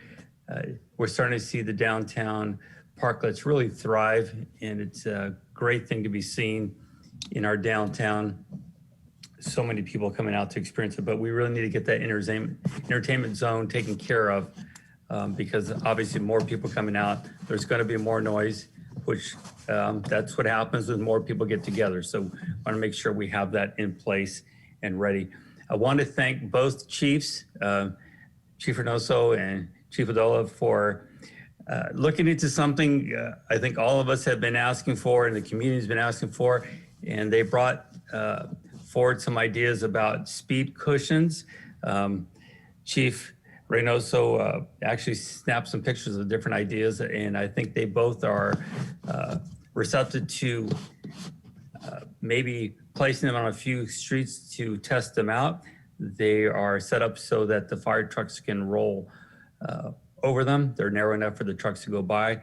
I would hope that we can get a presentation from the chiefs at the next meeting to talk about them, and maybe we can do some tests on different streets throughout the city to see how they work and how the residents are recepting or how they view them, if they are helping or if they're not helping. So I want to thank both of them for really working hard to try to come up with some solutions. It is tough. We have a lot of people that just don't seem to care about the traffic rules. This weekend, I was out teaching my son to drive, and I literally had 3 cars race around us, even though we were going the speed limit, which just shocked my son. He didn't know what was going on, but they're just literally swerve around us. 2 of those cars were mothers with kids. And I just can't believe that we are that impatient in this community that we have to put lives at risk to get somewhere 30 seconds faster. So, you know, it's a shame. But I do want to say also that I did see the sheriff and our HPD out there issuing tickets. So again, I know they're working hard as they can to solve these problems. One other note, something pretty interesting came to me today. Turns out Hollister is the 30th safest city in the state of California. Morgan Hill is, I believe, 32. There was an unfortunate incident that did happen in the county today, but overall, I wanted to thank our community members, the Sheriff's Department, of course, our own police department, and everyone here, the city that's been working so hard to really bring a community together, keep that crime number low, and let's keep driving that lower and lower each year. So thank you. Big thanks, Chief Reynoso, for all your hard work of all the officers and everyone else. With that, City Manager. Yes, thank you. So it is the American Rescue Plan, ARP. So, and then also, you haven't approved it yet, but we had many a meeting and past practices. We've always asked for a consensus to put items on the future agenda. So I would ask that, can we get a consensus to bring on the meeting of the rally? Okay. And a consensus on the bringing 20% to be spent on alleys? I think we should wait to get the, I would say we need to wait to get that report back from the study that's being done so we have a better understanding of it. Of course, we all want the alleys fixed, but I think we need to get that report before we can start really understanding the numbers. Or what I would say is we should start talking about the bigger number that we need to be talking about, and that's the, $15 to $20 million we're going to need to find to really do the work that we need to be doing in our city. So we can make all I thought that the, I brought that up to be agendized, and we were gonna take a vote on that. So that's what I would say on that. Let's get the reports is my point. Not that I'm against anything. I'm just saying, let's get that report back first so we can have that discussion, see where we're at. I would rather start putting money away for it. I don't. I thought, again, were we asking not- were we taking a consensus? I'm just going to say I would rather wait for the reports to come in so we know what we're talking about. It's hard to understand how much we're going to spend for alleys if we don't even know what we need to spend together. We need the information. It's kind of hard to make a decision without information. That's all I'm saying. I totally agree. I totally agree. And right now, I think we had, what, 300 and, we have less than 400,000. So we got like maybe half of an alley total. Do we still even have that there, or did you take that and put it to the streets? Because either way, whenever it comes time to, I mean, it's like putting money away for. So that's what I'm trying to get towards. So Yeah, I agree. I'm supposed to, if I want to get something agendized, I'm supposed to do it from the dais at this time, and that's what I'm doing. I hear you, sir. I'm just saying we should wait for the reports. That's all. If there is a consensus amongst all of you, that's one thing. I'm just saying we should get the report so we understand what we're going to do with the roads. I'm sorry. Without that, we're really, are we spending $500,000 this year? We're going to spend $1 million this year. We're going to spend $10 million this year. It's, until we have information, we're getting ahead of ourselves is all I'm saying. So I would like to get that information if that's all right with you so we can do this correctly. That's going to be a big project we're all going to have to, we're going to do. And it's going to, the community deserves it. I'm not disagreeing with you whatsoever. We just need the information so we can make informed decisions. That's all. So I would ask you if we can wait till we get that report. I'm fine with going ahead and putting the money in the budget for now, because alleys have been passed up way too many times, and it's about time that we address these situations. It's always been put off to later, and it's later. And it's not gonna get no cheaper next year unless someone knows something that I don't, or maybe the next year after that, it's gonna get cheaper. Great. That's why I brought it to be agendized, and Can waiting you for you to provide take a consensus. Right, can you provide a specific number then, what you're looking for? 20% Of what? of the annual street and alley fund to be put towards alleys until the alleys are all complete. Okay, so 20% of, Mr. City Manager, I think 20% of the, what is it, $900,000 now for the gas tax that we have, that we collect? Correct. Okay. Is that what you're asking then, Mr. Perez? 20% of that? 20% of the total, whatever the total that goes towards streets and alleys, 20% of that total. I don't know the specifics of that, and I'm not gonna let you tie me into just 900,000 or just $20 or just 150. Whatever that total is, I want 20% of, I would like 20% of that to go towards alleys and alleys alone. And Mr. Mayor and Council, I apologize for interrupting. I'm getting a little uncomfortable that we might be crossing a line, at least very quickly will be, between considering placing something on the agenda versus actually discussing it when it's not an agendized item. Thank you. Right. Okay, it looks like I had consensus for alleys. Okay, and consensus to bring an entertainment zone? Yes. Okay. And to bring also the discussion of the speed cushion / humps. Yes. Okay. Thank you. Okay. We'll try to get them on the next one, but we always kind of ask that, seeing how the agenda's due in 3.5 days, and we already got one bigger one, it will probably be in 2 meetings. Thank you. Let's see here. City Manager, did you already go? Yeah, that was it. Nothing else to report, sorry. Thank you. City Attorney? No report. Thank you, Mr. Mayor. Chief? Yes, thank you, Mr. Mayor. Everybody's stealing everybody's thunder, council member that is.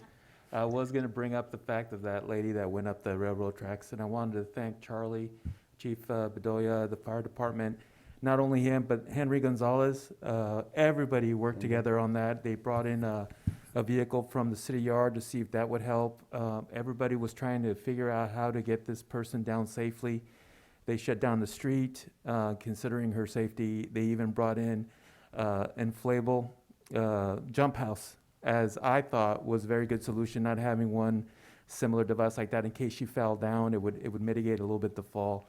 They placed a fire engine underneath her just in case she did fall off, the fall wouldn't be as much. Everybody was working together, and it was safely resolved. So I want to thank them publicly. And then jumping to what happened yesterday, we did have a call of a man involved in a fight over by Primavera and Maple. Our officers showed up and encountered a man with a large machete. He's well known to the police department. He's had other issues in the past. And he made statements in regards to being shot, suicide by cop. Our officers responded. They negotiated with them for over 10 minutes. I want to thank our sheriff's department, who also showed up to help and assist.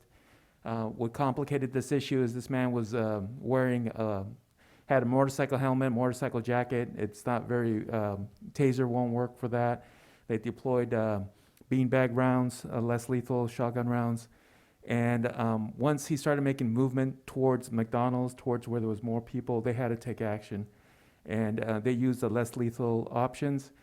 And I want to thank Sergeant Lobdell from the Sheriff's Office, who was able to position himself in a way that he shot him with the taser in between the opening of the jacket. And that helped tremendously to take him into custody safely. No one injured, no one hurt. So it's a team effort, whether it's our fire department or Public Works or our law enforcement partners. We really appreciate everybody working together on that. Thank you. Good job, guys. Thank you, Chief. Is that your update? Is that it, sir? Yes, sir. Yes. Thank you very much. Let's go to City Clerk. Thank you. I wanted to let everyone know that Nova and I, over the next 3 weeks, will be attending virtually our City Clerks Association of California, as many classes as we possibly can attend. They're going to be scattered throughout the week. Some of them are going to include records managers and administrators, guidelines for public noticing, California Association of Public Information Officials, research, how to understand and prevent, oh, never mind that one. ADA coordinator role and certifications, effective business writing, Redistricting 2021, Municipal Management Association of California and International City County Management Association. We'll be discussing boards and commissions, legal research, and navigating the city attorney/city clerk relationship. I don't think we need it, Jason, but I'm going to take it anyway. From dangerous discourse to extraordinary engagement, changing the conversation on inclusion. So I'm not sure if we're going to be able to attend all of them, but we're going to attend as many as we possibly can. So I just wanted you to know that. Thank you very much. We will now move to item G3.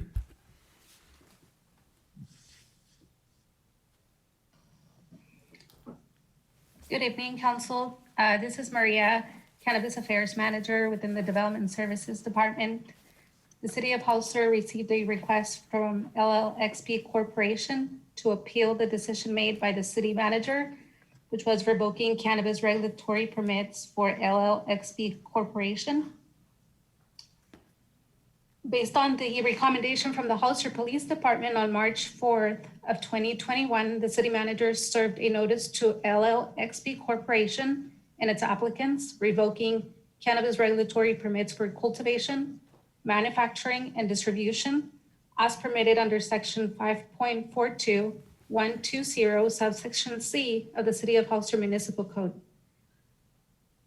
On March 12th of 2021, LLXP Corporation filed an appeal request as permitted under Section 5.42270 of the Hollister Municipal Code. Any decision regarding or pertaining to the regulatory permit process or any action taken by the city manager or designee may be appealed to the City Council. Tonight, staff is requesting that the City Council set the appeal hearing date for a future date. So that's basically concludes my report, and I guess I'll get back to the City Council. I'm not sure if the applicant is allowed to participate in the decision-making for the appeal date, but he might be present. I think maybe City Manager, maybe you can help clear that up. Is this something you set through your calendar, the agenda calendar, or is that set by the applicant? Yeah, it's set by the city council. Set by the City Council, okay. We decide the date, or are you going to recommend the dates? You can set whatever date you would like. Sorry, is it a special hearing date, or would it be at a regular meeting? I believe we've done it at a regular meeting in the past. Okay. Councilmember Burns, go ahead, sir. Thank you, Mayor. For staff, please, how long will it take for you to compile the reports necessary for the hearing, and how much advance notice does the appellant have? And Mayor, I think that would probably drive a scheduled hearing date. I agree. I guess that question's for me, right? Yes, please, Ms. Mendez.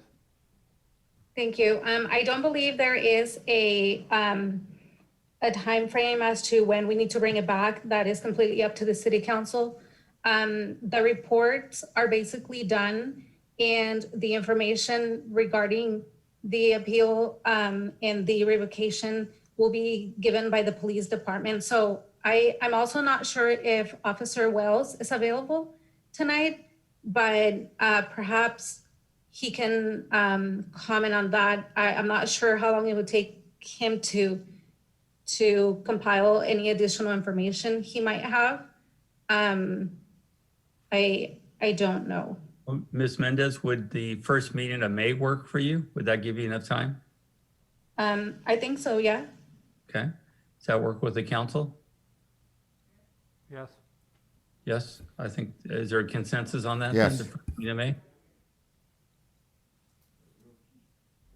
Okay. Does that work for everyone? Yes? Yeah. Okay, so first meeting of May. Thank you. Thank you, Ms. Mendez. We'll now move to item G4.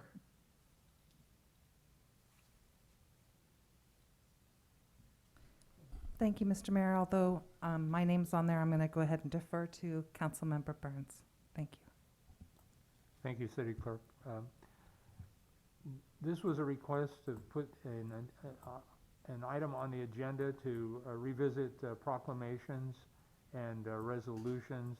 It's my understanding that as a result of COVID, those were stayed or discontinued as a need for safety, and I absolutely understand that.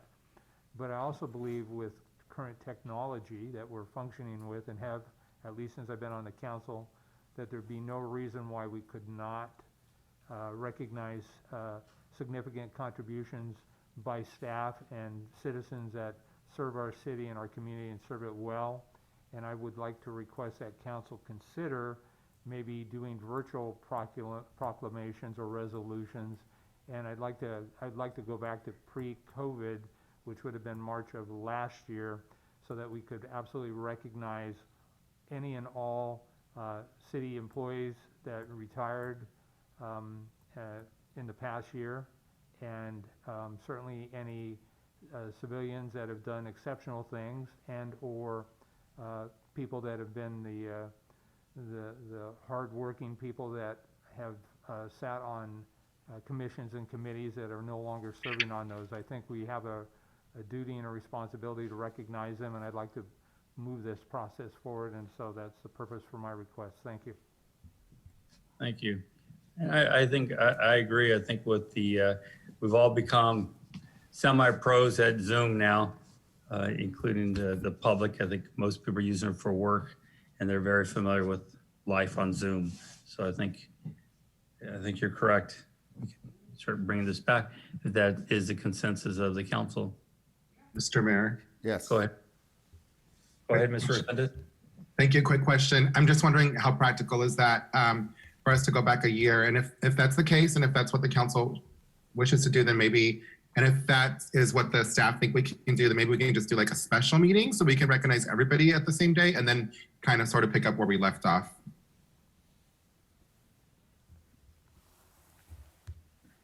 Will that work for you, Mr. Burns? Yes, I think that's a great idea. Yeah, it is a good idea.